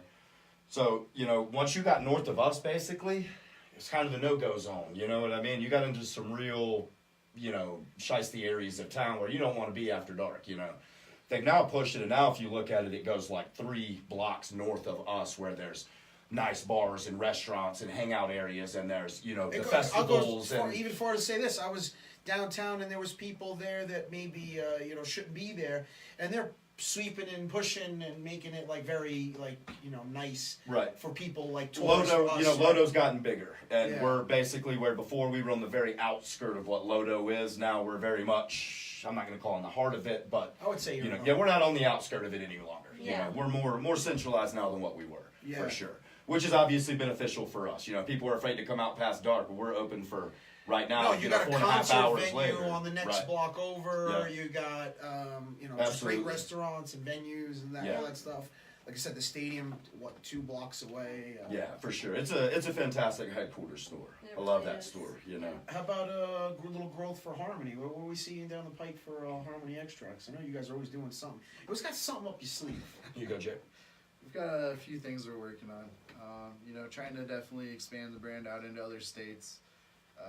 Got a few things cooking. Really, because we see a Mr. Doc, out in another state soon. Could that be a possibility? That could be a very good possibility. Wow. All right. Yeah. Yeah. Let's just make sure if there's Mr. Moody knows how to. Dude, our team is No, I know, second to none. You're gonna have to make him. He's gonna have to be here, and he'll have to be doing all sorts of other things. I've done this for a long time. I've never seen a lab team as strong as the team we have right now. They make really fast jets these days. You fly there right back. Oh, so guess you're gonna be back tonight. Yeah. They're impressive, man. I've done this for a real long time. There's not a lot of teams that I could walk away from the lab for a week, 2 weeks, and know. Question for you too. Yeah. Oh man, everybody with the rosin. I mean, What was the question? we did talk. They want to know when we're gonna start making bubble hash. No. Oh. I used to make bubble hash back in the day. We kind of started doing rosin back in the day before it was even a thing. It's a different monster, It's a tough Could you monster. see you taking that turn in Harmony Extracts, taking a non-solventless turn or something? If I did, it would be a very limited line. The solventless game is very hard, man. I don't know It's how very much hard. you know about making bubble really hash is. the proper way, but it's a lot of work and it's not a lot of return, Well, the people in the know that know the owners of these companies, most of them will wholeheartedly tell you that the profitability in a concentrate company is in their solvent-based side. That the realities of solventless is it's great, pure and water and all of that, but the realities of and these are businesses and you got to be able to pay the bills. And unfortunately, a lot of these companies are negative or close to negative on the solventless side. right, It's just the realities of it. Or There's no guarantee on yields. The rosin kind of helped move that a little bit. It in the did, right yeah, direction, for sure. But still very questionable, where there's not a real guarantee. Where in solvent based, you're not going to squeeze lemon juice from a rock, but you're going to get a way more consistent solvent based return than you will on 100%. solvent less. And at the end of the day, a lot of these people look at it and go, "That's a real gamble." And in this game, right, with the laws and us being underneath, 280E and all these different things, man, you don't have a lot of room for Right. processing things that aren't going to make you money because it's difficult. I mean, I've got some ideas on how to maybe do some rosin, and that's what I've been kicking around. yeah. I think that there's a way that I can make it work. I mean, there's a huge market for it. So, I mean, we insource at DenRec. We insource How much? the people that we consider to be quality companies, 710 and people of those sorts. And then So we, you know, we Yeah. insource their product because we, even as growers in a store, we can't take the gamble in the solvent list to where I'll purchase it in wholesale because then the gamble's kind of How about the this gamble's not question there for anymore. Denrec? How much of the sales do you think now on concentrates, and I would say of concentrates, meaning not carts, are solventless to? A good portion. Right, A good portion. I would say It's, we're it's almost like made it's made a resurgence. I would say like 65-35, maybe Well, 60. You know, like I mean, or, you know, Well, I think for a long time, 55. people weren't willing to go to, or people weren't going down the road of producing or processing enough to actually get like a readily available wholesale market. So I don't think anybody really ever knew what was the true capacity. Right. Can you do because there's not that much of it. And all of a sudden, a couple companies started coming on with it real hard to where all of a sudden I'm not going to call it a limitless access. Mark's on the but- feed. He says 10%. Oh, is that it? I thought it was higher. Who? Mark. He says 10%. It's a very Total? niche market. I mean, Really? I would think from I thought I was hearing more. So Mark's my partner, by the way, everybody. So he would know that number more correctly than I would. But I would think, even Mark, maybe you could correct me too. I would think in live resin to live rosin, you're somewhat similar these days. You know, a part of it, and Mark can probably confirm this, but like a good part of it as well is carts are a large part, especially with the downtown sales. The easeability of carts downtown just goes hand in hand. People come in and they buy some herb or they buy gram even, and they go, shit, I can rip that right now. Don't need a rig, don't need anything. I mean, can I have might have lunch read and that rip wrong. this. He says just solvent, so maybe he meant 10% just solvent. I don't know. Yeah, Mark, can you clarify that and say how much of solvent less? You're wondering less like how sales. much the sales are from, The ratio, Yeah, between the two. From solvent based to solvent less. because I Yeah. feel like that's kind of a question we need to know this in this industry too, and I think that that's kind of what we're talking about right now is, you know, there's a turn towards people whether they think it's a healthier option or they just think that, you know, they like the melt or the flavor better. I don't know. I think it's just being all natural, you know what I mean? Yeah, I think it's a perception of it as well. I think people Healthy. just anything with the gas and there's some tainted stories and stuff. People getting some really gassy stuff back in the day. They do have tests, by the way, that actually, make sure that those things are not happening these days. Some people being more gassy than others. I mean, You get about the same amount, I think they prove, from hitting a big lighter to a bowl or something. So there's more. in a More, big yeah. lighter. And it, when we're doing this, it's not like everyone hears like butane or propane, and they're thinking of things that they see normal day to day, right? They Right. go to the gas station, there's a can of butane. They go to the grocery store to go get propane. Like, this isn't that type of butane Right. and propane. Like, these are very clean. They're odorless. I can tell you when I smoke concentrates, I smoke solvent based 98% of the time. Occasionally I'll rip a hit of solvent less.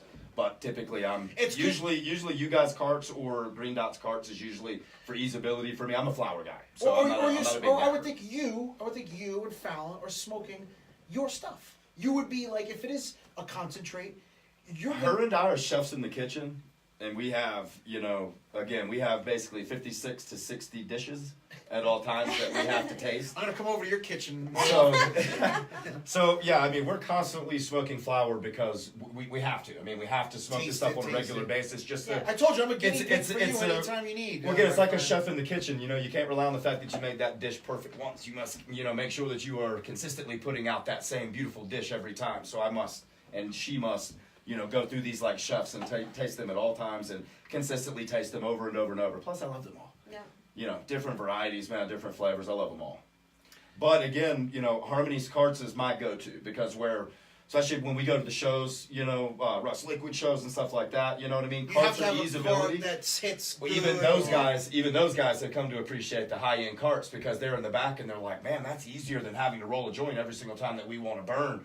They can push that button, so it's piqued the interest of quite a few of the artists that we're, That's working kind of with why I'm these days. excited for the Flash too, because there's a lot of places where even those high-end carts, they still, like, if they're done right, they still smell like you're smoking. You know what I mean? Absolutely. Yeah. Absolutely. Something like no, the those are Flash, delicious, bro. They really are. It's like you can discreetly smoke anywhere, and no one's gonna be You're any not gonna wiser. know. Absolutely. If I have to pick like, I don't know what it is. If I have to pick a flavor, like a concentrate flavor that would stand out that tells me it's Denrec, it's guava, it's a cart, it's guava, it's a butter, it's guava. For sure. It's Well, I mean, let's not forget, I mean, collaboration between us and Harmony, first time we competed in the solvent-based division, the live resin, we Yeah, right. collaboratively Is took that the first first place. time you had collabed on a live res even? It was. Yeah. That was the first one we ever ran. The Yeah. guava, It was yep. the first material we ever gave, and we said, let's do a First, collaboration yeah. together to go win this thing. 'Cause honestly, right? Yeah. Remember we went to Topgolf, and we were like, let's put it together and go win. And he Yeah. said, I think, honestly, he said straight up, he said, I think this is better than what you guys had just previously won with. And I was like, really? You think we can go in and hit it?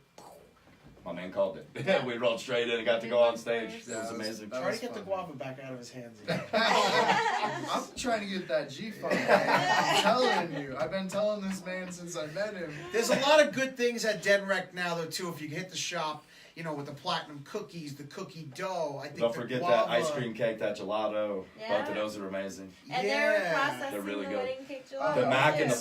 forum, the Yeah. Forum Super Lemon again is Yeah. one of my current favorites I know, it right now. sucks that I it- love it. I said I gotta take up an ounce Yeah, but before the ice cream I cake is amazing. before this week, so. and I might have to do quarters of each because there's so many flavors now at Denrec. That gelato hits the shelf and it's gone. Yep. The Any- ice any cream of- cake hits the shelf and it's gone Any of the as new well. flavors Yeah, really they- are they hard go to get. quick. Yeah. The cookies and cream, I'm sure I'm not gonna But get. the more Mac, of the that. Mac and the Forum Super Lemon, we're both there today. At both stores. Yeah. That Super And Lemon- those are amazing, dude. I'm smoking on the Super Lemon right now, the Forum That- Super Lemon. And I What love could it. you It's say really about? good. I don't think that's a terribly like because I really wouldn't. I don't like to go too citrusy on my terpene profile. Mhm. That's not a lemony profile. I think that's more of a. It's kind of got a lemon pepper to it. But You it's get a not little like bit of lemon, but it's definitely not like a super lemon haze. Yeah. Like straight up right, super lemon or haze. a straight lemon up G stuff. or Yeah. none of that. No. No, no. It's got a unique terpene profile to it. Again, that's one of those ones I think would be harder to explain. I think you have to put your nose in it, and you're gonna, you'll come up with your own interpretation of what that smell is. Right. Kind of same with the Mac.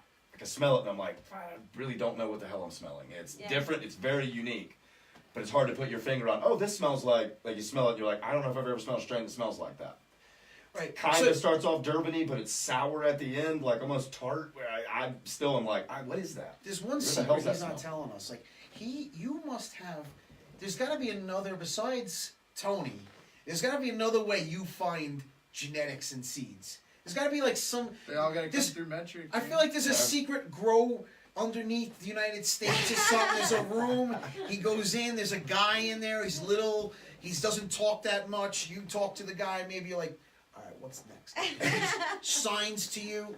Taste this. I mean, what I'll say You is, taste this. He gives you a cut of it. I don't know where it comes from, but honestly, between Tony, don't get me wrong, we have other friends and stuff that will do you look trades, at but do you like look at catalogs or like look at Dark Horse and none of that stuff? Dark Horse. That's the place that we roll through. That's the place that's actually getting packaged Archive, stuff, Dark to the Horse. store. Again, there's a lot of people working underneath these OPCs now.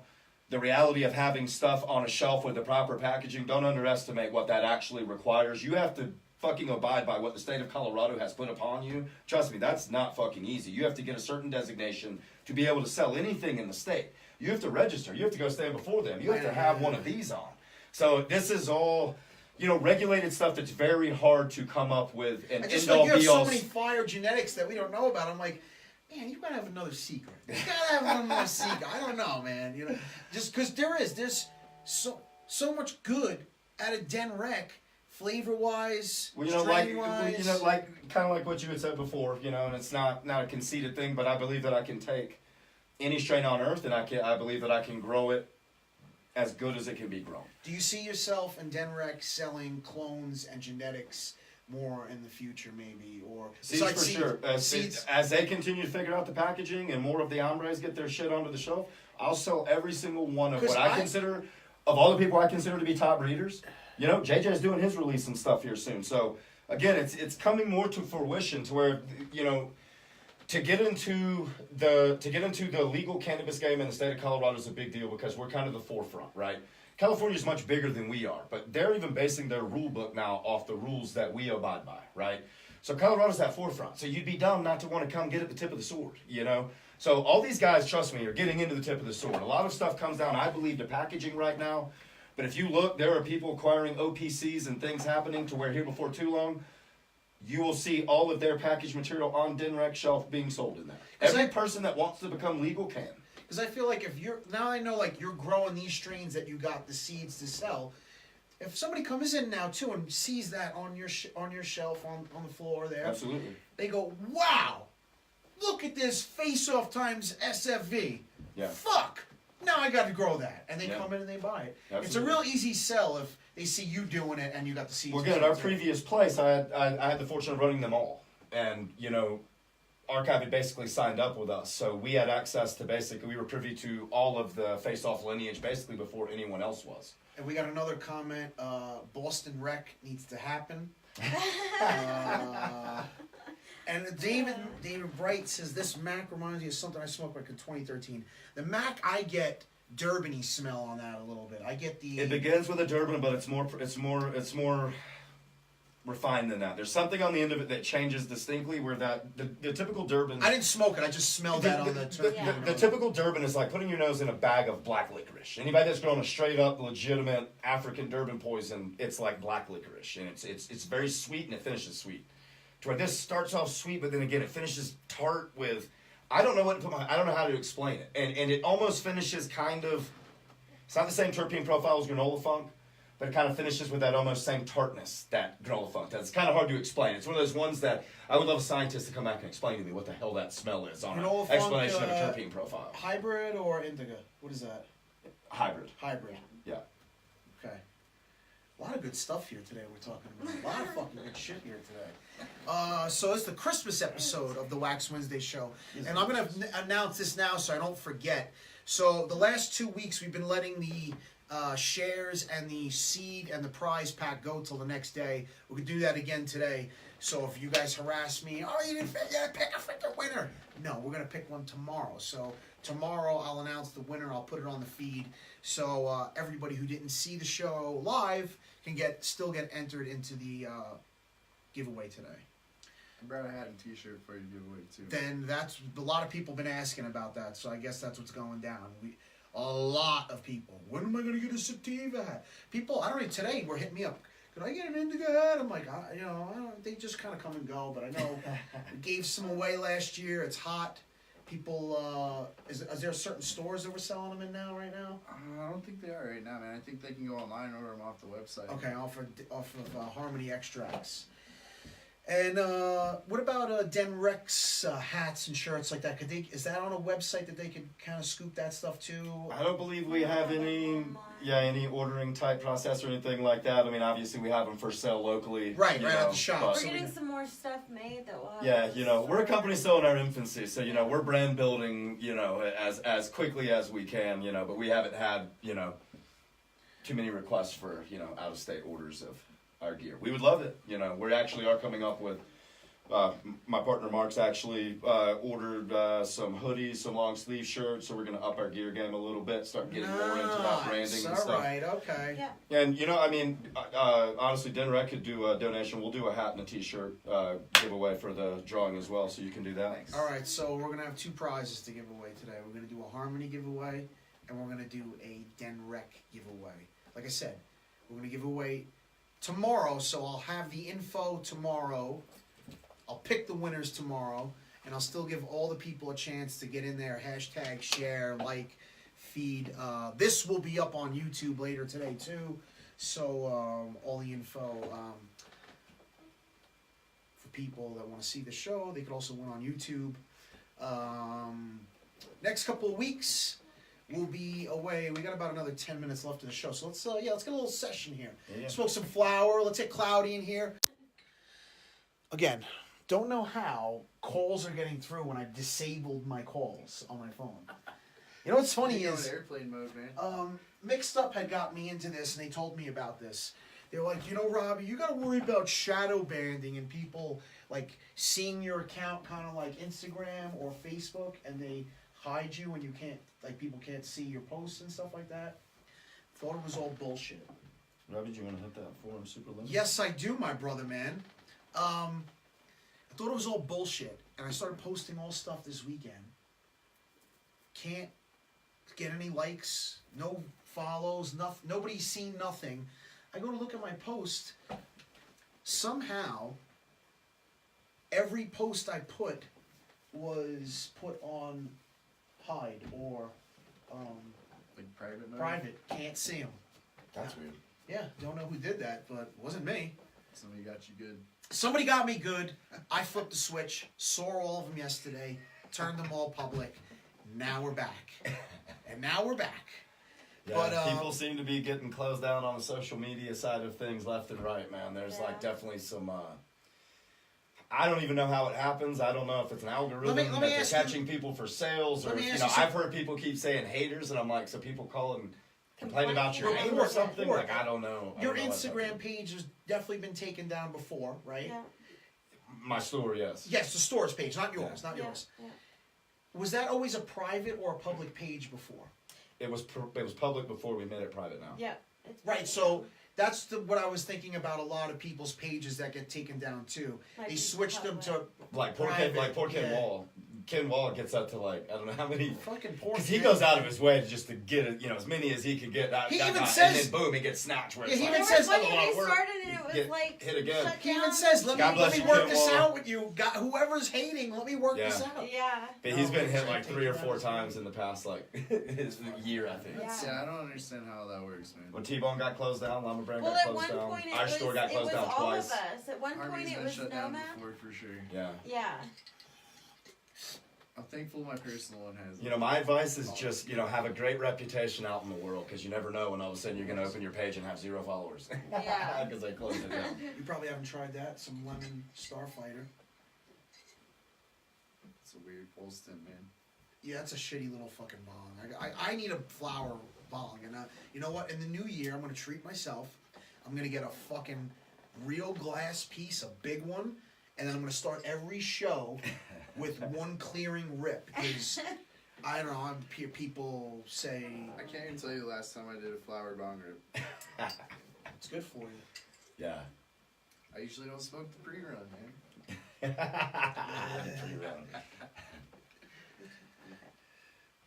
So yeah, it was a real pleasure and honor to have the championship teams today of Denrec, Fallon, Ryan, and Harmony Extracts. Yep, it's a pleasure to be Jeremy. here, brother. Pleasure to share the stage with Jeremy over there. Yeah. Yeah, we always want to get the scoop on you guys first. So anything that's coming out, let us know, and we'll talk about it or we'll review it and put it out there.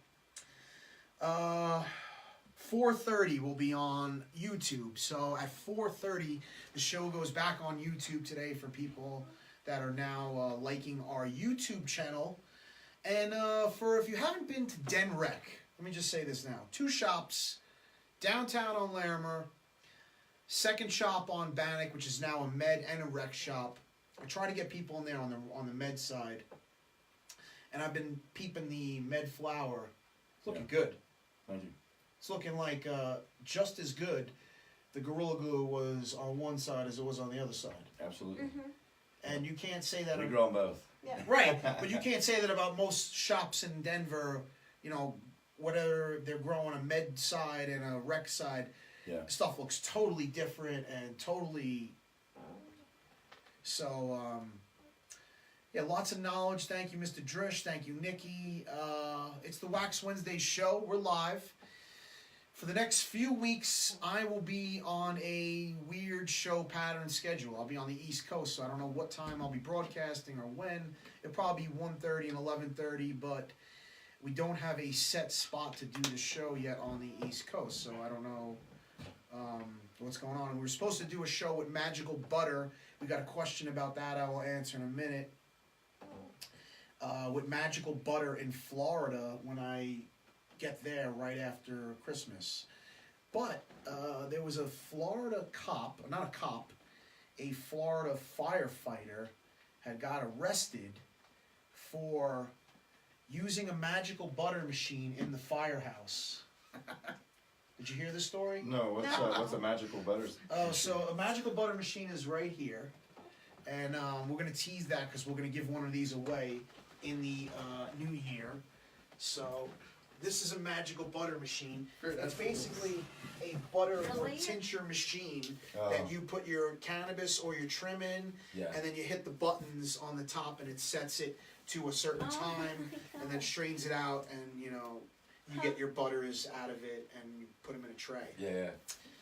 So this was used in a firehouse in Florida to make some tasty meals for our for friends, the firefighters. Which I think the guy, was just being nice. I don't think the cops should do anything to him, but he did get arrested. It looks like they are making a thing. There are some articles out there about it. I think it's kind of funny. Yeah. Wait, so there was cannabis in what he was yeah. cooking in the firehouse. Oh yeah. In the fire. I'm no comment. I don't know how the hell I feel about that. I don't even know what to Do say. you think Yeah. that they would be? That's ballsy, man. Do Yeah. you think he'd be too stoned, or they would be concentrating harder? No, that you eat an edible, especially if you're He's not like, no, expecting it, no. and then you I gotta go think save that people. I It's a think that terrible most idea. of most of the people that are firefighters are not to stereotype them by any means at all, but I think they're somewhat stereotypical type guys that don't get high. Right. For one, right. I don't know if they're drug tested, but I would imagine probably. Oh, I'm sure they are. So I mean, these are guys that physically need to go in and have their wits about them and crack walls down and know where to go. I would prefer that the firefighters that are responsible for where I operate my business, where we live and my daughter lives, that the firefighters are not eating, any kind of infused product of any kind. It's funny, but it's not. Imagine if he sat down and medicated these people. They didn't know, and then They might freak out. They go to rescue people, and we've seen people freak out on edibles. Yeah. Oh, yeah. And all of a sudden, someone dies because the firefighters are fucked up. Yeah. Mike says Yeah. he is a medical patient. If that makes any difference. If he was making them strictly for himself and he wasn't fighting fires, then God bless you, but you should have hidden it better. Right? You should have made him at home and then brought him in to work with you and nobody would know. I think I Probably post. shouldn't even bring it into I work. think I posted the. Yeah, no. I think I posted the article. If I could pull it up here, he kind of looks like that neck guy everybody's making fun of lately. Oh no. Yeah, he looks like that big neck dude. Yeah, Oh, I've seen it because they've been using cartoon characters to compare. Did y'all him see to. that? Oh, they have. Yeah. Oh wow, he does look like okay, yeah. Did you see that giant cow? Did anyone see the giant cow? No. Oh my I god. did not see the giant. Dude, you have to look up this cow. It's there's a picture of it, and it's literally twice the size of any other cow around it. It's insane. They couldn't send it to the slaughterhouse because the equipment couldn't handle the cow. Oh my gosh. I didn't peep that one yet. Burnt butter at the firehouse. You know what I'm saying, Gene? They're gonna get some. If he wasn't doing a physical job, I don't judge the guy too harshly. But if he was making it in the house for the guys that have to go fight fires and stuff, or if he had to go fight fires, So he should leave it at home. he and should not be driving the fire truck. the, with or either the back. the boom, the yeah, he should not be driving the boom Yeah. ladder. He definitely shouldn't be driving the boom ladder. In the Oh no. Oh my gosh, I mean, that's that's real. not insane. He has to be standing on something. That's No, not. that's not normal. real. That's not normal. I don't think that's real. No, watch. I promise. Look, there's multiple photos of it. Oh my gosh, where is that at? In Australia or something. Huh. Random. Wow. I know. Wow. Somebody brought up CBD for firefighters. Yeah, I don't think that's a big deal. I think now they're talking about more along the lines of in states like here, states' rights, where it's allowed. If that person does have a med card, can he be tested or yelled at for consuming cannabis? I don't think he can. CBD variants, no. I mean, it's not going to get you high, so there's no risk in it. I mean, it's proven. That's on the medical side of things, proving to be super beneficial and to be able to fight certain sicknesses. Maybe that should have been his excuse. He should have been like, listen, my neck was swollen. If I infuse some CBD in this butter machine, it will go down. It's anti-inflammation. You know what I'm saying? CBD. He's having high hopes. That's hemp in that machine. Oh man. Yeah. Yeah, I don't know if they would have arrested him for CBD. Maybe. Yeah. Does anybody remember? Is another one when you can smoke your meds at a dispensary in Denver. Oh yeah. Yes. I remember. Yeah, that's how I dude. used to sell it back. So in the Fallon day. and I kicked off the industry. So don't mistake it. I went from a medical caregiver to immediately transferring my plants right into Yeah. a warehouse this was legal, to literally transport my huge, massive moms and plants of all variants from my legal And then, grows. and you could drive them And like. hell yeah, bro! Put them in Oh, a yeah. U-Haul truck. Oh yeah. And drove them to the grow and put them in there, and the state said, thank you for coming, because that's what they were asking you to do. Get out of things where They didn't want it it's in real their iffy, houses, yeah. right? And come to the taxable location. That was- Come to that the was place the that we can vibe. watch everything you're doing, right? And that we can track this, even then, back then, they were not tracking anything like they Oh. are today. Back in 09 though, man, we used to backpack it in, and you'd walk in, and that was part of the sales pitch. You'd already have a joint rolled, and you're like, "Yo, like, Dude, we check got out high. this Derby, We got check out high in this every LGS." portion. Yeah. We got high in every portion of the grow, the store. We got high with customers right there at the counter. Like they'd come in and they'd be like, "You want to try this, dude? I feel like getting high. You want to get high, dude? We'd smoke a joint right over the counter. I mean, seriously, Oh, right in yeah. the store, just standing there. And there was nothing illegal. Do about you it. think that I mean, not that we say that could happen again, but do you think that it comes to a point where we have separate rooms in dispensaries for? They've already talked about it. I Yeah. believe it's on the Consumption. docket to pass already right now. So at one point they were. I don't know if my partner's still on. He can correct me if I'm wrong, I but don't think he is anymore. if they're talking about a way for it to happen right now, and I can't say that it got passed for the way that they were originally talking about, which was to actually allow it, say, in the front of my store. So as you walk in, Right, and right. the product would have to come from within the store, but for you to be able to partake on site, On a separate. I don't know to area. Right. what level that's Yeah. getting, but I know that's You'd have to have some sort of, they do the air quality, or you have to have a Yeah. cleaner in there, but Right, it'd yeah. be an out of the sale portion of the store, like, right. per se. I know it's what's been Discussed. discussed on potentially happening. Now again, how this all plays out and what they end up allowing. Mark is here. Okay. Tasting room. Yeah, tasting room. Yeah. So yeah, it's again, But has it passed yet, Mark? yeah, and I believe it's I believe that they were talking about doing it like the front of our store downtown could be, if we set it up in some certain way, that you would be able to partake on site from product that is from our store. Kind of I like believe. what the coffee joint has. They have a dispensary connected to this coffee joint where there's a walk-through, like, door room. Like, you walk through this locked door, Yeah. and now you can consume Yeah, it. So I can't claim to know the defining rules of what they had come up with. I just know there was we were like, wow, you might be able to possibly do it in the front of a store or something like that. yeah, he says it got voted down, but it will be revisited. It'll come Okay. around, Okay. man. Yeah. Like, have you guys ever been out to Barcelona? No. No. So it's really No, but cool we're out going there. this year, hopefully. So they have clubs, right? And the way to get in is you have to become a member, and the only way to become a member is you have to come in with a member. But once you're a member, you have a lifetime membership to these clubs. Right. And you pay your fee or whatever, you get in, and then it's like walking up to the dispensary case where they've got flour, they've got concentrates, they got everything right there. And you can buy it right there on the spot, and then you can turn around and smoke it right there in the shop. Right. And it's more like kind of like a hookah lounge environment or something, Right. But like That's kind of Absolutely. it's in the same way like Amsterdam has it set up. Well, like, I haven't been out to Amsterdam. but I mean, this theory is like you buy it in like a cafe, and then you could kind of. Yeah, it's a social thing. Yeah. I don't think they have the membership type thing Right. of what they have in Right, Spain. every but- country's got a little different, Yeah. But Spain, it's really cool out there. Yeah. I would love to go to Spain and check that The out. first one I went to. my So you're a buddy- member, so I'm gonna have to go with you to Oh, get my. man. Yeah. My Let membership. us all in, Jeremy. Dude, we go to this one. It's like the first night I'm there. We're driving through the city with my buddy Eric. He rented a Mini Cooper, and there's some huge soccer game going on. And all of a sudden, the whole city just erupts. Like you can just hear people cheering, but you can't see anyone. It's Oh, one of the wow. most surreal things Yeah. I've ever experienced. But he takes Next me. thing, a bull comes running through. No, so we go like down this like dark road, and we park and like go up to it's like this big metal door. It's something out of a movie, man. Like Right. something out of Blade or something. You like knock on the door, some big guy comes.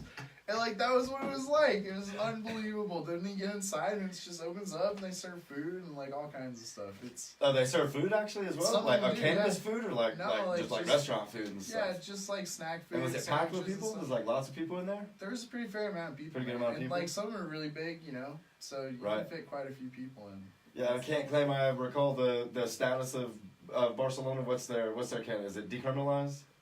I think it's completely. Decriminalized, right? Not considered legal, but decriminalized. I think it's Right. legal. Yeah. I think it's legal in So I Spain. think their verbiage is decriminalized. Yeah, I think Barcelona. It's not. I believe. Yeah, I believe what he's saying is accurate.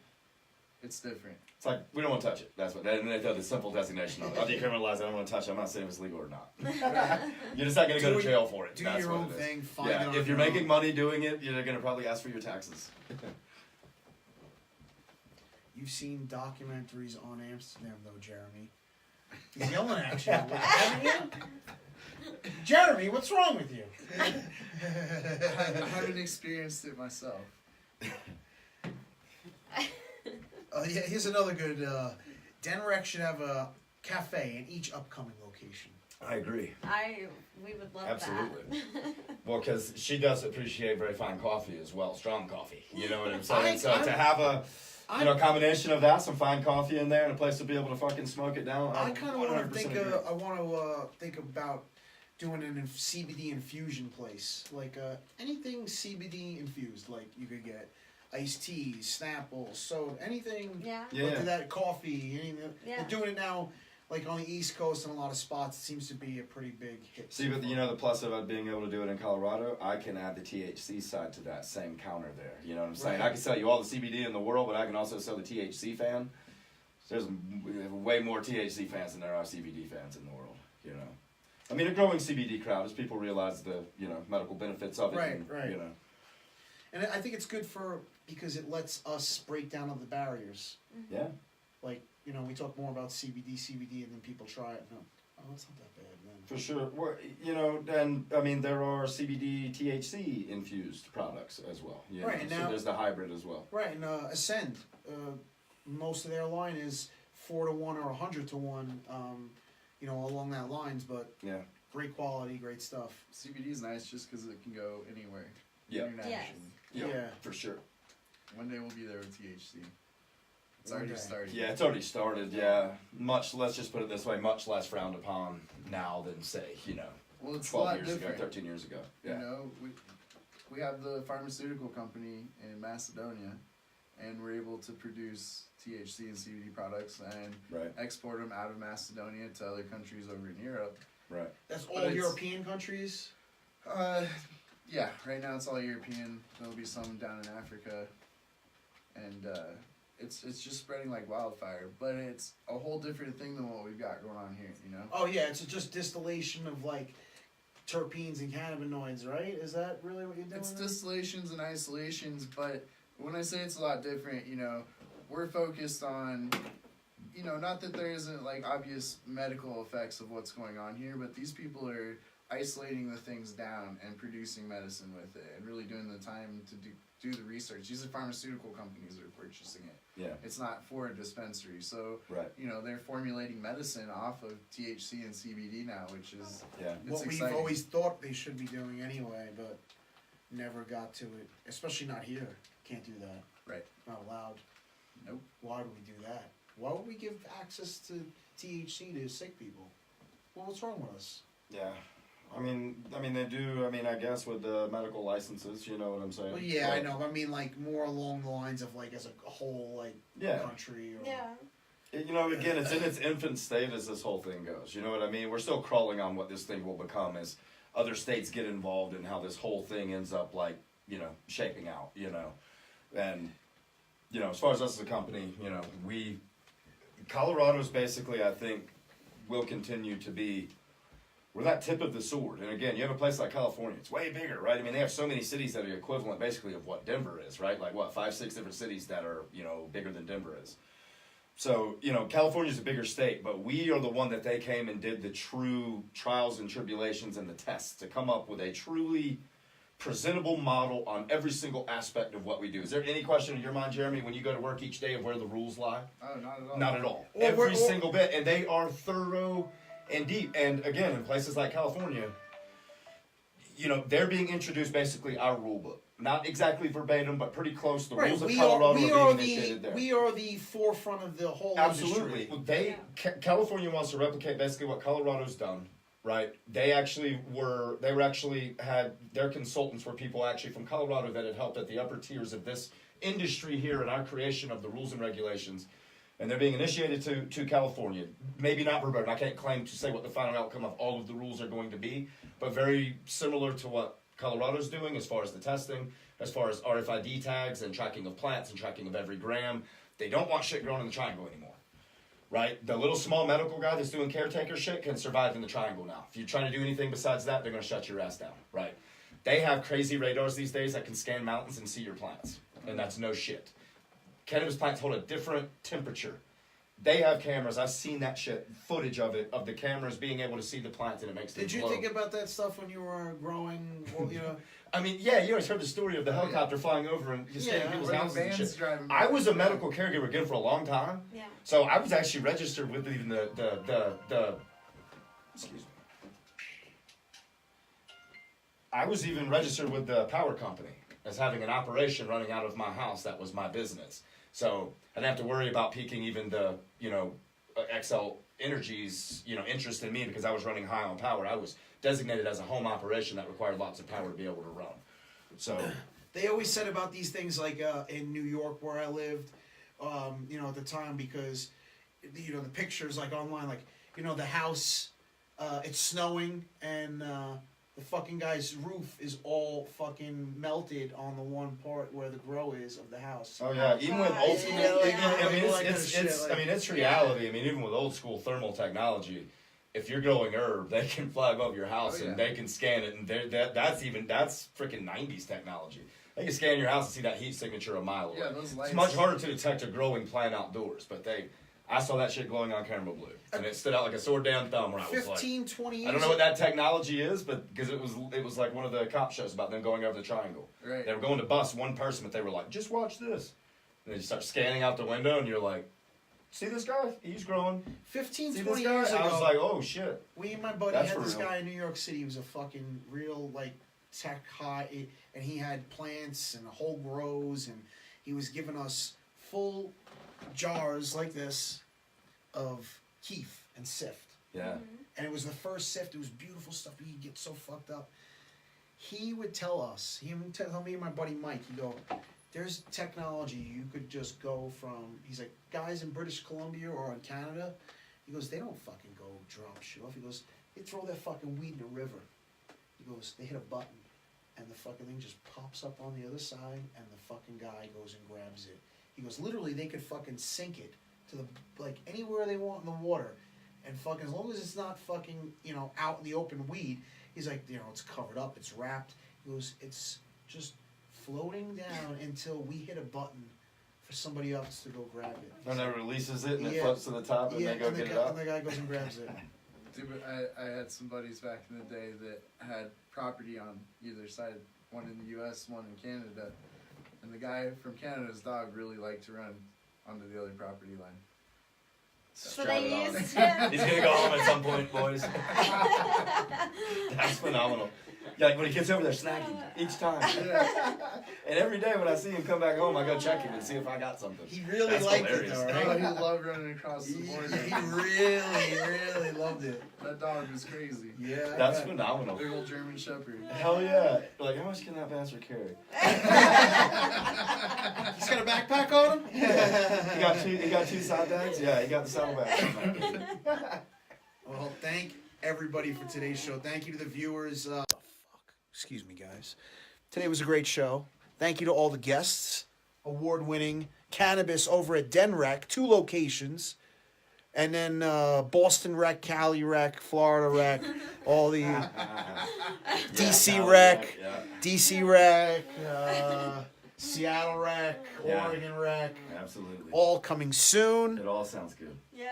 And Harmony Extracts, always bringing that fire to all dispensaries all over town. Flash. The new Flash line. Yeah, baby. This was Blueberry Flash. That sounds delightful. Yes, it was delicious. Yeah, I'll have to try that. Well, we will see you guys next week for the Wax Wednesday show.